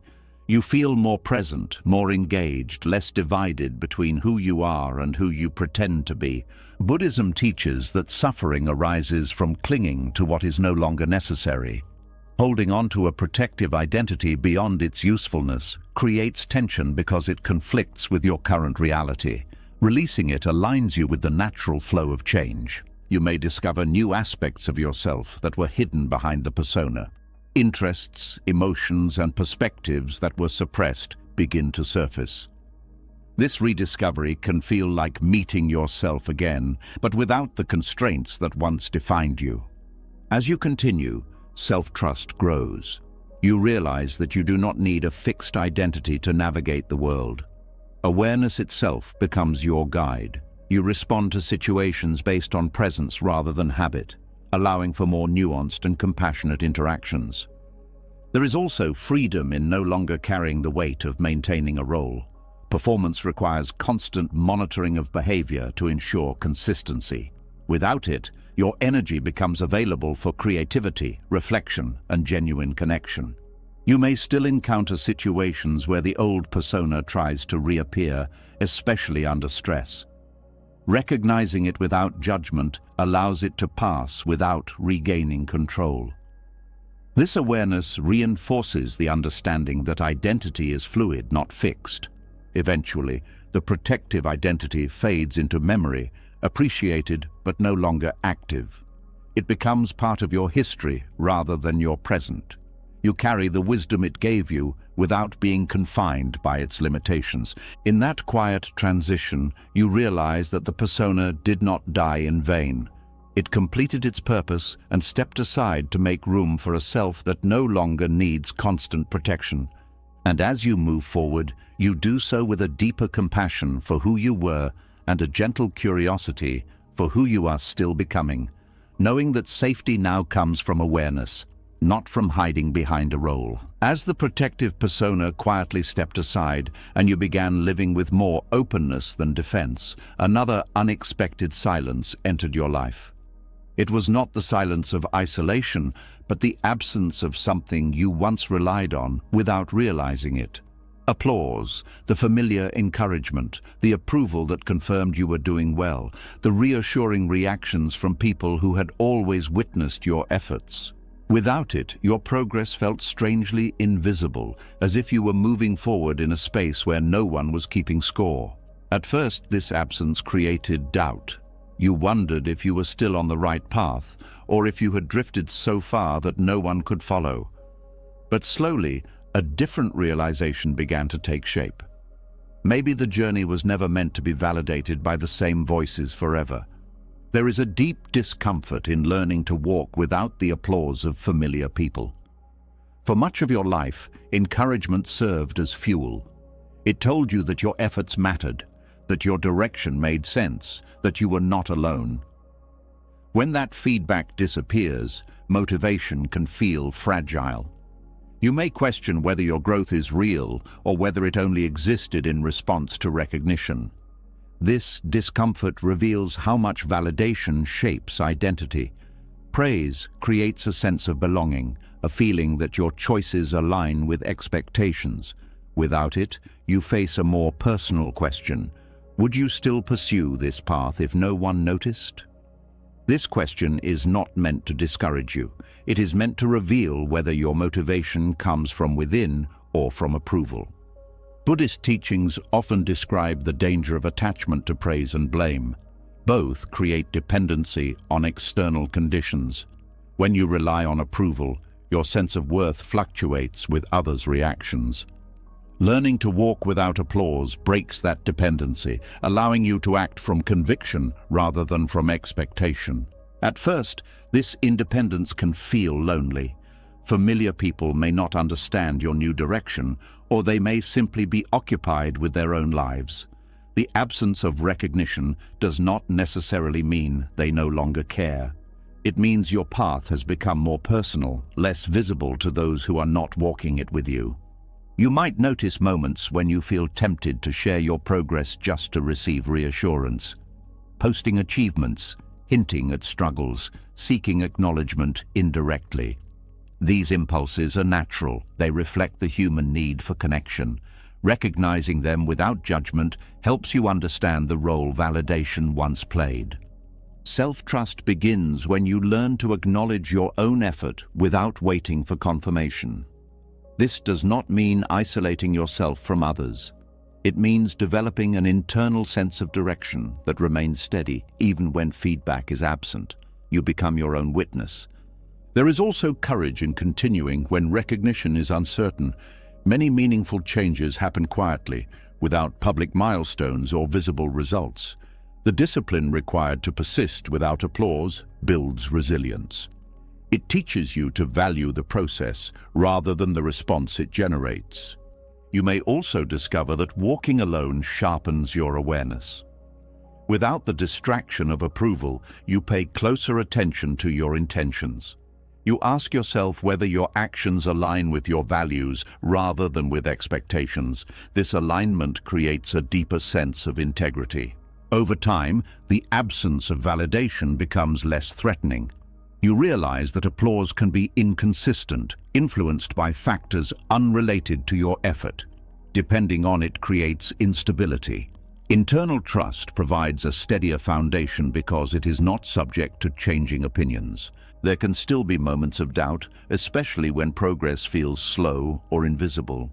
In those moments, remembering why you started becomes essential.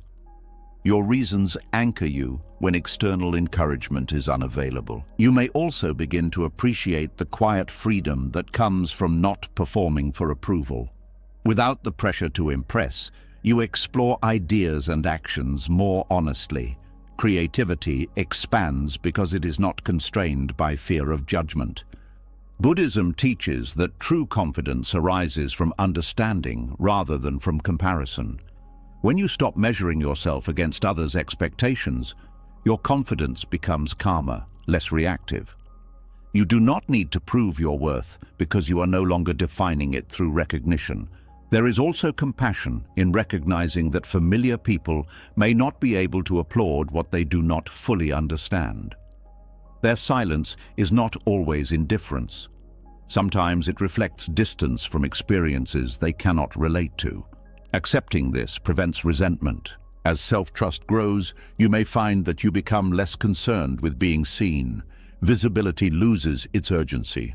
You focus on living authentically rather than on documenting your journey. This shift creates a sense of privacy that feels protective rather than isolating. Eventually, you realize that the absence of applause is not a void, but a space where your inner voice can be heard more clearly. Without competing opinions, you listen to your intuition, noticing subtle signals that guide your decisions. You may also attract new forms of connection that are based on shared values rather than on shared history. These connections feel different because they support your current direction rather than your past identity. There is a quiet pride in knowing that you can continue without external encouragement, not a pride that seeks recognition, but one that comes from resilience. You understand that your path is valid even when it is invisible to others. Over time, the need for applause transforms into appreciation for quiet support. A simple acknowledgement, a genuine conversation, or even silent understanding becomes more meaningful than loud praise. You learn to recognize quality over quantity in validation. You might still feel nostalgia for the days when encouragement was constant. That nostalgia is not a sign that you were happier then.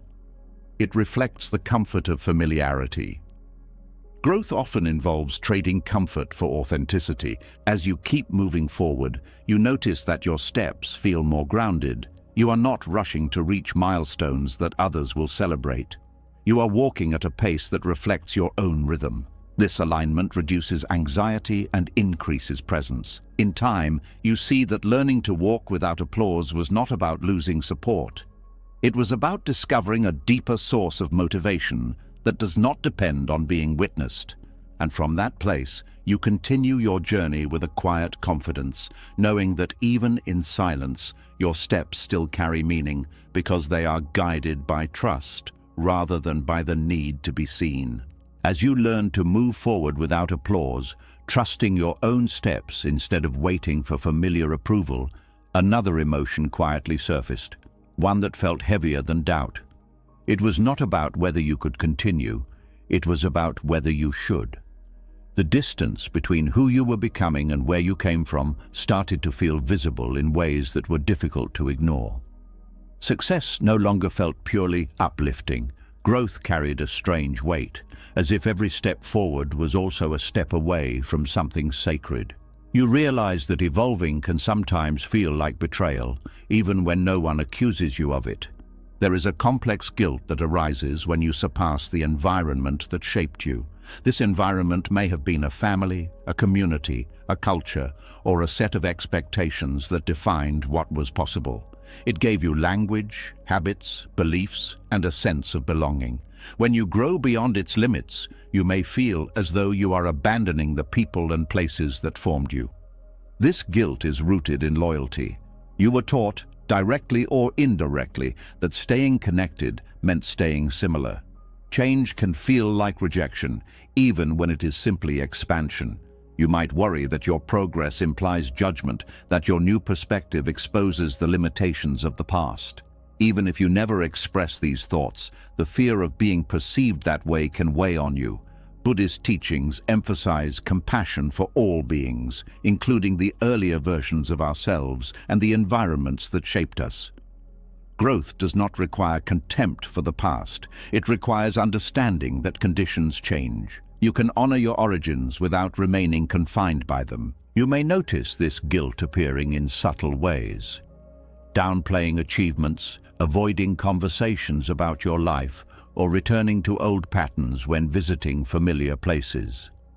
These behaviors attempt to maintain continuity, to reassure yourself and others that you have not changed too much. But suppressing your evolution creates inner tension because it divides you between authenticity and obligation. There is also fear of losing connection. Shared experiences create bonds, and when your experiences diverge, communication can feel strained.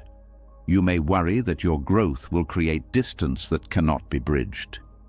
This fear can tempt you to slow down or hide your progress to preserve closeness.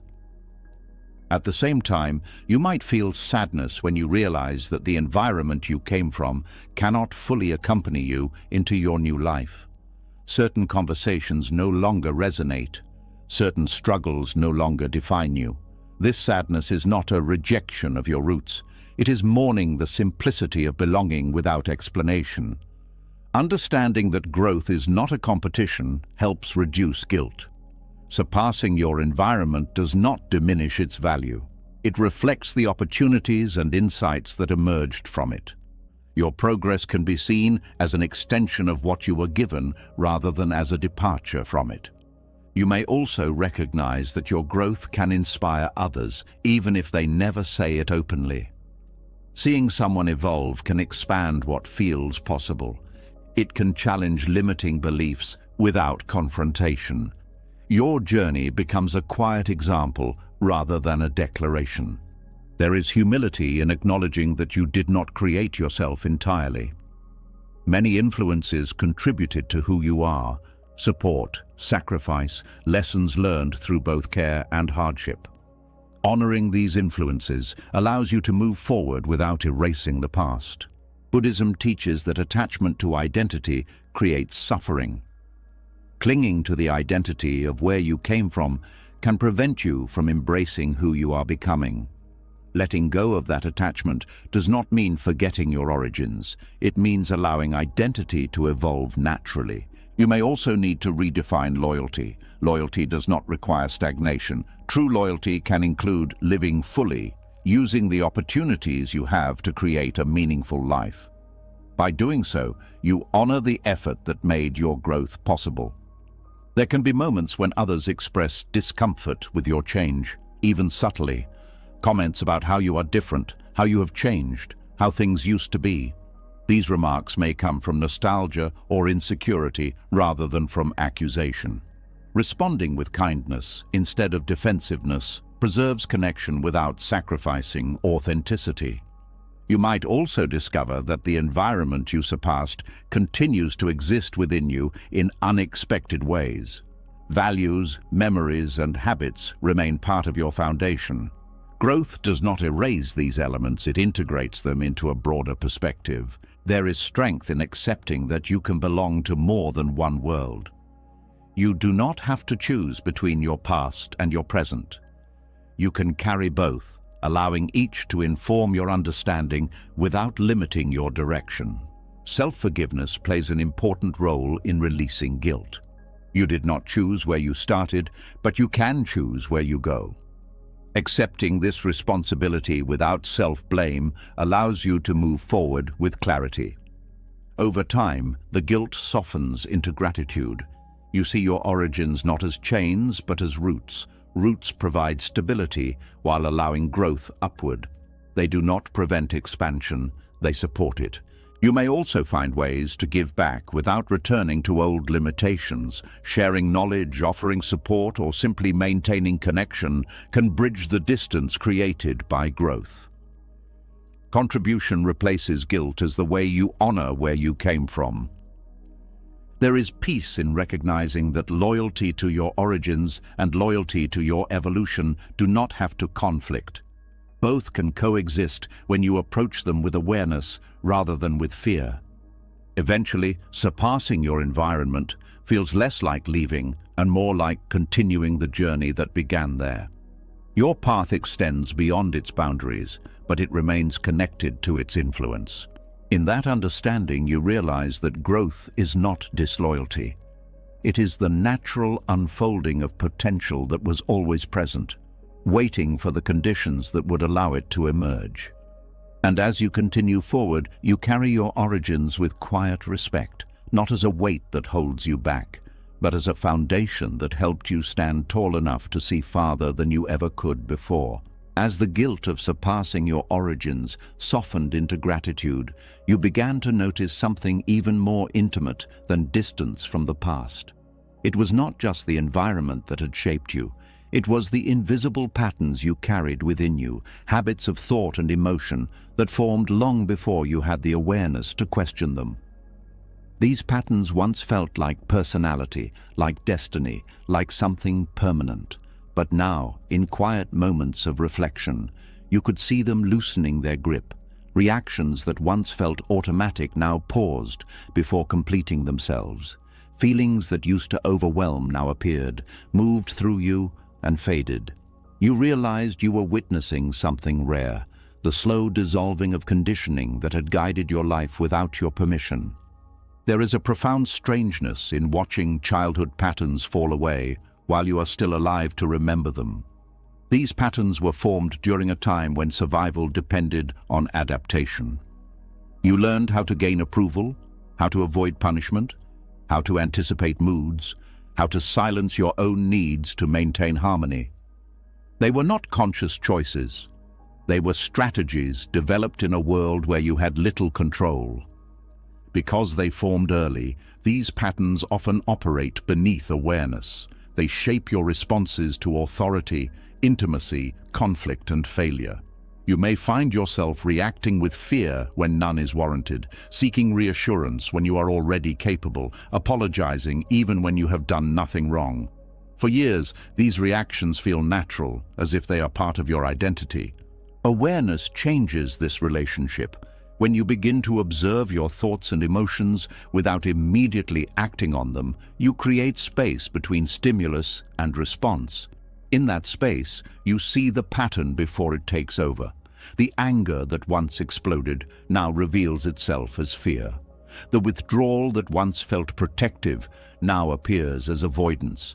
This clarity does not come all at once. It unfolds gradually through repeated moments of noticing. Buddhist teachings emphasize mindfulness as a way to see reality clearly. When applied to conditioning, mindfulness becomes a mirror that reflects the origins of your behavior. You start to recognize which reactions belong to the present and which are echoes of the past. This distinction weakens the automatic power of old patterns. There can be grief in this process. Recognizing how much of your life was shaped by fear or insecurity can feel overwhelming. You may mourn the years spent reacting instead of choosing, but this grief is also healing because it acknowledges the child who had to adapt in order to survive. You might also feel compassion for that earlier version of yourself. Instead of judging your patterns as flaws, you see them as intelligent responses to circumstances beyond your control. This compassion softens resistance and allows change to happen without self-criticism. As conditioning dissolves, you may notice new possibilities emerging. Situations that once triggered anxiety now invite curiosity. You respond to criticism with reflection instead of defensiveness. You allow yourself to express needs that were once hidden. These changes feel small but carry deep significance because they represent freedom from unconscious repetition. There is also a sense of disorientation when familiar reactions disappear. Without them, you may feel uncertain about how to behave. The patterns provided a script, even if it was limiting. Without a script, you must rely on awareness to guide your choices. This uncertainty is not weakness. It is the space where authenticity develops. You may encounter moments when old conditioning resurfaces unexpectedly, especially under stress. This does not mean you have failed. It means the pattern is deeply ingrained. Each time you notice it without judgment, its influence weakens. Awareness itself becomes the mechanism of change. Buddhism teaches that suffering arises from attachment to illusion. Conditioning creates the illusion that your reactions are inevitable. Seeing through this illusion reveals the possibility of responding differently. You are no longer bound by the past in the same way. There can also be a quiet joy in realizing that you are not fixed. Identity becomes fluid rather than predetermined. You experience yourself as a process rather than as a set of traits. This perspective reduces fear of change because you understand that transformation is natural. Relationships may shift as your patterns dissolve. People who were accustomed to your old responses may feel confused by your new ones. You might set boundaries where you once complied, speak honestly where you once stayed silent, remain calm where you once reacted intensely. These changes redefine the dynamics of interaction. You may also develop greater empathy for others who are still guided by conditioning. Recognizing your own patterns helps you see theirs without judgment. You understand that everyone is navigating invisible influences from their past. There is a growing sense of responsibility that accompanies awareness. Once you see your patterns clearly, continuing to act unconsciously feels less acceptable. You become more intentional about how you speak, how you respond, how you treat yourself and others. Over time, you realize that dissolving conditioning does not erase your past. It integrates it. You carry the lessons without being controlled by them. Your childhood becomes a chapter rather than a blueprint. You might find yourself revisiting memories with new understanding. Situations that once felt confusing now make sense in the context of survival. This reinterpretation can bring closure and forgiveness, both for yourself and for others. As awareness deepens, you experience moments of stillness where reactions simply do not arise. In these moments, you feel a quiet freedom, as if you are meeting life directly rather than through the filter of history. This freedom is not dramatic. It is subtle and steady. There is also humility in recognizing that conditioning may never disappear completely. New patterns can form if awareness fades. Maintaining mindfulness becomes a lifelong practice, not a final achievement. Eventually, witnessing patterns fall away feels less like losing parts of yourself and more like uncovering what was always there beneath the conditioning, a calm presence that does not depend on defense or approval. In that presence, you understand that you are not the child who had to adapt, not the patterns that formed in response to fear, not the reactions that once defined you. You are the awareness that sees them, learns from them, and gently releases them.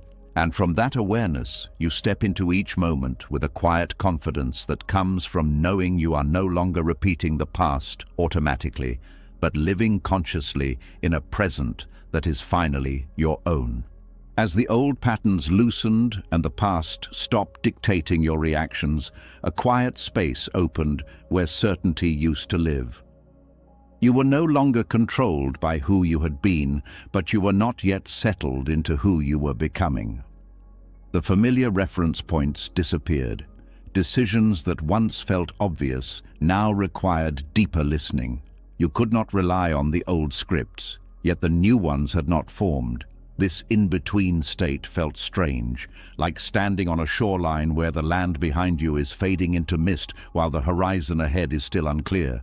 It was not regression, it was transition. There is a unique disorientation that comes when identity begins to dissolve before a new one takes shape. For most of life, you move with a sense of continuity.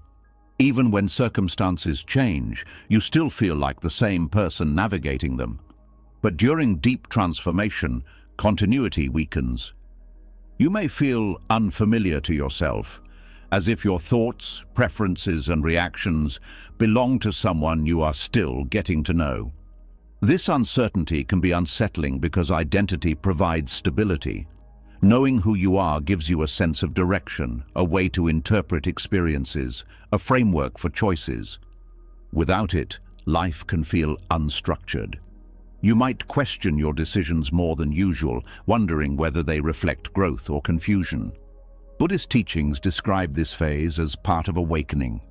When attachment to a fixed self loosens, the illusion of solidity dissolves.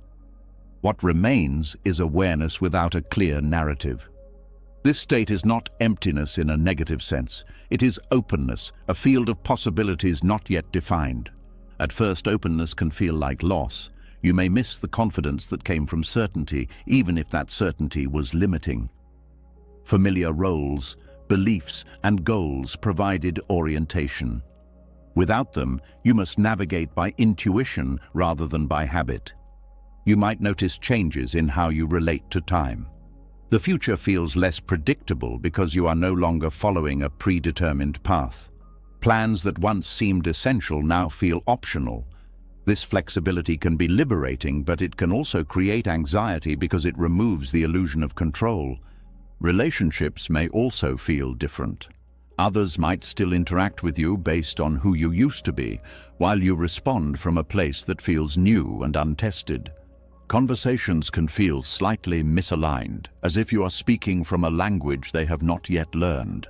There can be moments when you question whether you are losing yourself rather than evolving. This fear arises because transformation involves letting go of familiar markers of identity. Recognizing that uncertainty is a sign of change rather than of failure helps you remain steady. Sacred uncertainty invites patience. Growth does not always follow a visible timeline. Some changes occur beneath the surface, reshaping your values and perceptions before they become visible in behavior. Trusting this invisible process requires surrendering the need for immediate clarity. You may also discover that not knowing creates space for authenticity. Without a fixed image to maintain, you are free to explore different ways of being. You experiment with new interests, new perspectives, new ways of relating to yourself and others. This exploration is not instability, it is discovery. Buddhism teaches that clinging to certainty creates suffering because it resists the natural fluidity of life. Embracing uncertainty aligns you with reality, which is always changing. Instead of trying to anchor yourself in permanence, you learn to move with the flow of experience. There is also a quiet humility in admitting that you do not have all the answers. This humility softens judgment toward yourself and others. You become more open to learning, more receptive to perspectives that once seemed irrelevant. During this phase, solitude can feel both comforting and challenging. Being alone allows you to hear your inner voice without interference, but it also confronts you with the absence of external guidance. Learning to sit with that silence strengthens self-trust. You may notice that your priorities shift in unexpected ways. Goals that once defined success lose their urgency, while values that once felt abstract become central. This shift reflects a deeper alignment with your evolving sense of meaning. There can also be a subtle excitement beneath the discomfort. Uncertainty holds potential. It means you are not confined to a predetermined outcome. Your life is unfolding in ways that cannot be fully predicted, which makes each step an act of creation. You might find yourself drawn to practices that ground you in the present, such as meditation, journaling, or simply spending time in nature. These practices provide stability not by defining who you are, but by connecting you to awareness itself. Over time, you realize that identity is less about fixed traits and more about how you engage with life. The question shifts from "who am I?" to "how am I living?" This shift reduces pressure because it focuses on action rather than on definition. You also begin to trust that clarity will emerge naturally. Just as old patterns dissolved gradually, a new sense of self will form through experience rather than through deliberate construction. You do not need to force it. There is peace in accepting that uncertainty is not an obstacle to be overcome, but a space to be inhabited. It is where transformation happens quietly, without the need for constant reassurance. Eventually, you notice that the disorientation softens into curiosity. Instead of fearing the unknown, you become interested in it. Each day reveals small clues about who you are becoming, not as a fixed destination, but as an evolving process. And in that curiosity, you discover a deeper freedom, the freedom to exist without needing to define yourself completely, to move forward guided by awareness rather than by labels, to trust that the person you are becoming will emerge naturally from the life you are living. From this place, uncertainty no longer feels like a void. It feels like a doorway, quietly open, waiting for you to step through without needing to know exactly what is on the other side. As uncertainty slowly transformed from fear into quiet curiosity, you began to move through life with a softer grip. You no longer chased constant stimulation, no longer felt the need to react to every noise, every opinion, every invitation to prove yourself. From the inside, this felt like peace, a calm awareness that did not need to announce itself. But from the outside, something else appeared to be happening. People started noticing your absence from dramas you once engaged in, your silence where you once explained, your distance from situations that used to consume your energy. What felt like clarity to you began to look like withdrawal to them. There is a misunderstood phase in deep inner growth where peace resembles disengagement. When you stop feeding chaos, chaos loses its hold on you. But those who are still accustomed to that dynamic may interpret your calm as indifference. They may assume you are pulling away, becoming cold, or losing interest in connection. In reality, you are simply no longer participating in patterns that once drained you. Enlightenment, in its early stages, often manifests as simplicity.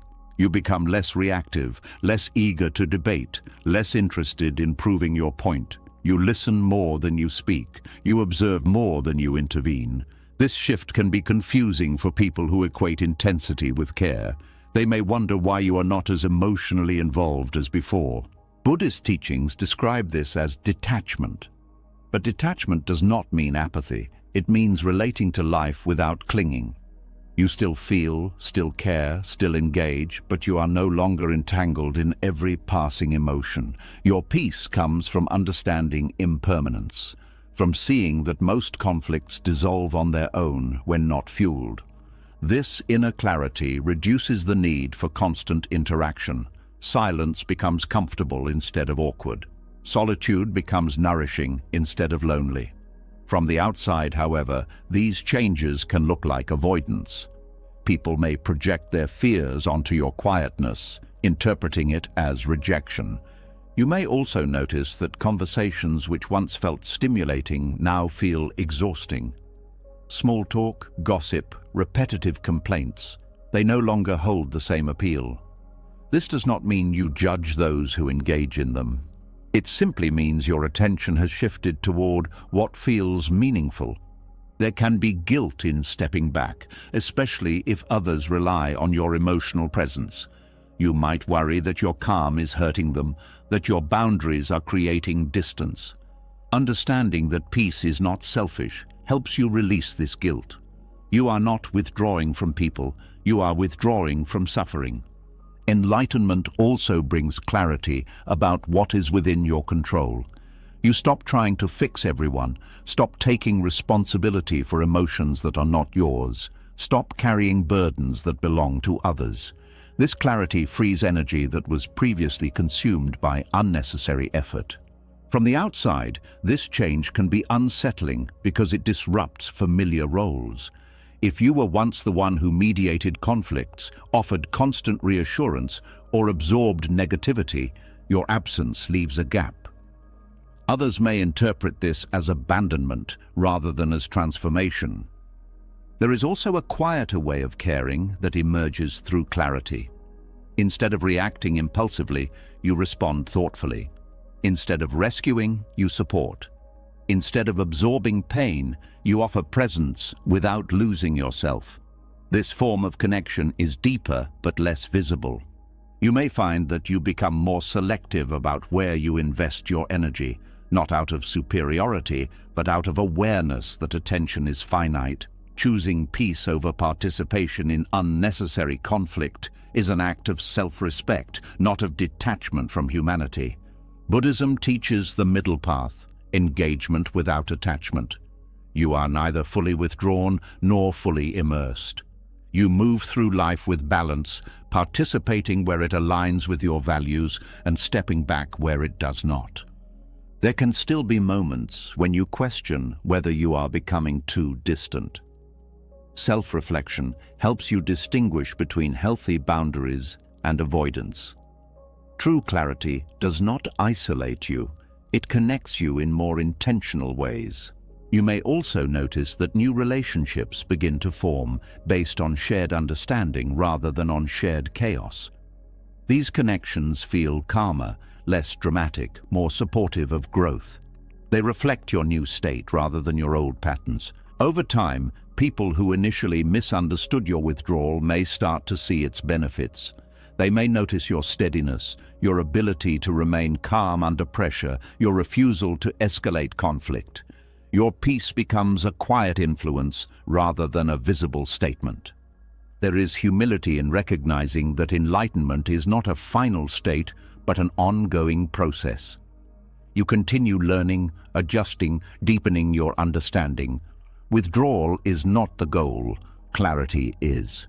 Withdrawal simply creates the space where clarity can develop. You may also discover that you re-engage with life in new ways. Activities that once felt overwhelming now feel manageable because you approach them without attachment. You participate without losing your center. The distance others perceive is often the absence of noise rather than the absence of care. Your presence becomes quieter but more grounded. You do not need to dominate conversations or reactions to feel connected. Eventually, you understand that enlightenment does not remove you from the world. It changes how you inhabit it. You are still here, still involved, but no longer entangled in every passing storm.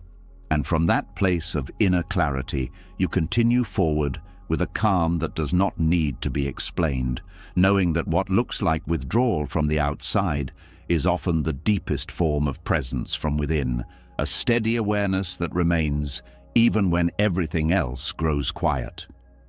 As your quiet presence replaced the need to react, and people slowly adjusted to the calm that once looked like distance, another subtle tension began to surface.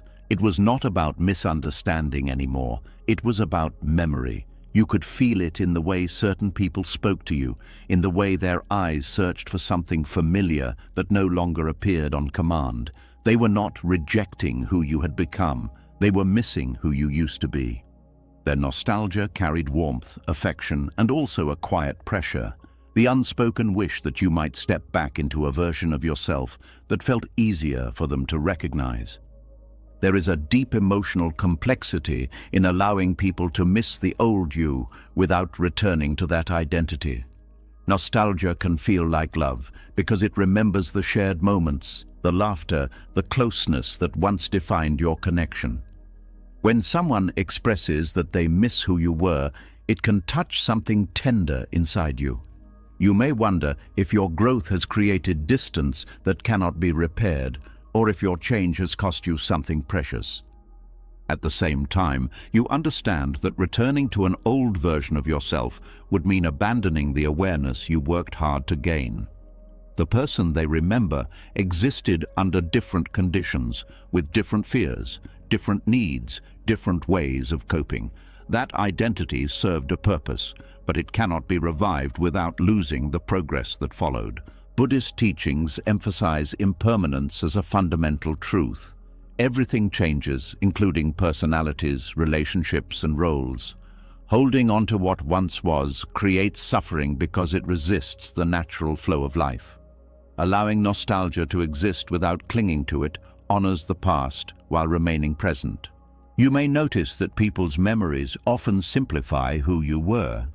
They remember the parts that fit their experience, the humor, the openness, the availability, the vulnerability, while overlooking the struggles that accompanied those traits. Their nostalgia is not for your pain, only for the comfort your presence gave them. This realization can soften resentment. Instead of feeling pressured, you see their longing as a form of appreciation.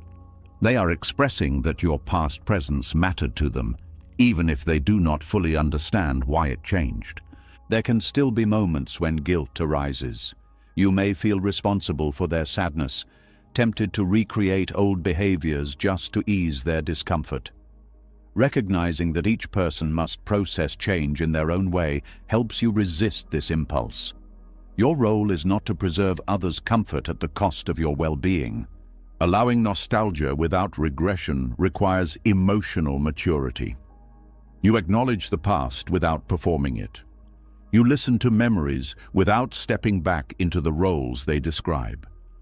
This balance protects your evolution while respecting shared history.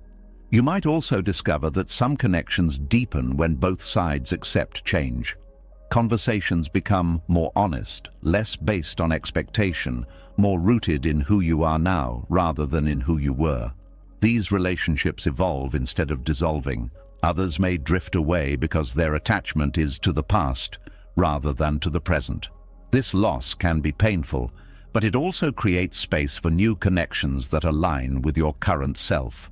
There is compassion in understanding that change can feel like loss to those who witnessed your earlier life. They may feel as if they have lost access to a version of you that once made them feel understood or safe. Their grief does not mean you did something wrong. It reflects the natural difficulty of adapting to transformation. You may also experience your own nostalgia. Certain memories carry comfort, reminding you of times when life felt simpler. Allowing yourself to feel that longing without trying to return to it helps you integrate your past rather than reject it. Buddhism teaches that clinging to identity creates suffering for both yourself and others. Releasing the need to be who you were allows relationships to transform into something more authentic, even if that authenticity involves distance. There can be a quiet strength in standing firmly in who you are becoming while remaining gentle toward those who struggle to adjust. You do not need to argue, justify, or convince. Your consistency communicates more than explanations ever could. Over time, nostalgia becomes less of a pressure and more of a shared memory. It no longer pulls you backward, it simply reminds you of the path you traveled to reach the present. You may find new ways to connect that honor, both the past and the present. Instead of recreating old dynamics, you create new ones that reflect your current awareness. These interactions feel different, but not necessarily weaker. There is also freedom in accepting that not everyone will understand your evolution. Some people prefer the comfort of familiarity, and your change disrupts that comfort. Allowing them to hold their memories without trying to control their perception preserves your peace. You begin to see that your responsibility is not to maintain continuity for others, but to live truthfully for yourself. This truthfulness becomes a quiet form of respect for your journey and for the authenticity of your relationships. Eventually, you realize that nostalgia and growth can coexist. The past remains part of your story, but it no longer defines your direction. You carry it as a memory, not as a destination. And in that understanding, you continue forward with a calm acceptance, allowing people to miss who you were while trusting that the ones meant to stay will learn to appreciate who you are now, not as a replacement for the past, but as the natural unfolding of a life that was never meant to remain the same. As you allowed people to hold their memories without returning to the person they remembered, something inside you began to relax in a way you had not expected. You realized how much energy had been spent trying to explain your changes, translating your inner shifts into words that others could understand, offering updates so no one would feel left behind. But the more you grew, the more exhausting this became. Some transformations were too subtle to describe. Some realizations lost their clarity the moment you tried to explain them. Slowly, you began to see that not every part of your journey needed witnesses. Some changes were meant to be lived quietly, without announcement. There is a profound peace that comes when you stop updating everyone about your inner world. For much of life, sharing feels like connection. You tell people what you are going through so they can understand you, support you, or validate your experience. But constant explanation can also create pressure, turning personal growth into something that must be justified or interpreted by others. When you release this obligation, your experiences regain their intimacy. You are no longer performing your evolution for an audience. You are simply living it. This shift can feel unfamiliar at first, because it removes the reassurance that comes from being understood. Yet it also removes the vulnerability of being misunderstood. Buddhist teachings often emphasize the value of silence, not as avoidance but as clarity. Words can distort experiences that are meant to be felt directly. By allowing your inner life to remain private, you protect its authenticity. You give yourself space to process without interference. You may notice that many conversations about personal growth invite comparison or advice that does not align with your path. People interpret your experiences through their own beliefs, offering solutions to problems you have already outgrown. Without intending harm, they can pull you back into perspectives that no longer resonate. Keeping parts of your journey private reduces this influence. You listen more to your own understanding rather than to external interpretations. This does not mean isolating yourself. It means choosing carefully when and with whom to share. There is also freedom in not needing to narrate your progress. Growth does not have to be documented to be real. Some of the most meaningful changes happen quietly, without visible milestones. When you stop seeking acknowledgement, you allow these changes to unfold naturally. You may still share selectively, offering glimpses of your experience to those who can hold it with respect. These moments of openness feel deeper because they are not driven by obligation, but by genuine connection. Silence can also reveal how much of your identity was tied to being known. When you stop updating others, you face the question of who you are without constant reflection from outside. This question leads you back to yourself, encouraging a more direct relationship with your own thoughts and emotions. There can be discomfort in realizing that not everyone needs to understand you fully. You might worry that distance will grow, that relationships will weaken without constant sharing. In reality, connections often become calmer because they are no longer strained by the need for explanation. Buddhism teaches that attachment to recognition creates suffering. Wanting others to see your inner world clearly can lead to frustration when they cannot. Releasing this expectation allows you to accept people as they are, without demanding perfect understanding. You may discover that your energy becomes more stable when it is not dispersed through constant communication. Thoughts settle more easily. Emotions move through you without needing commentary. Reflection deepens because it is not interrupted by the need to articulate. There is also a sense of protection in privacy. Your inner life becomes a sanctuary rather than a public space. You choose what enters and what remains within. This boundary supports emotional resilience. You might notice that you become a better listener when you are not focused on explaining yourself. Conversations shift from self-disclosure to genuine curiosity about others. This change enriches relationships in unexpected ways. Over time, you realize that silence does not equal secrecy. You are not hiding your life. You are simply not narrating every detail. What matters reveals itself through your actions, your calmness, your presence. There can still be moments when you feel the urge to share, especially during intense experiences.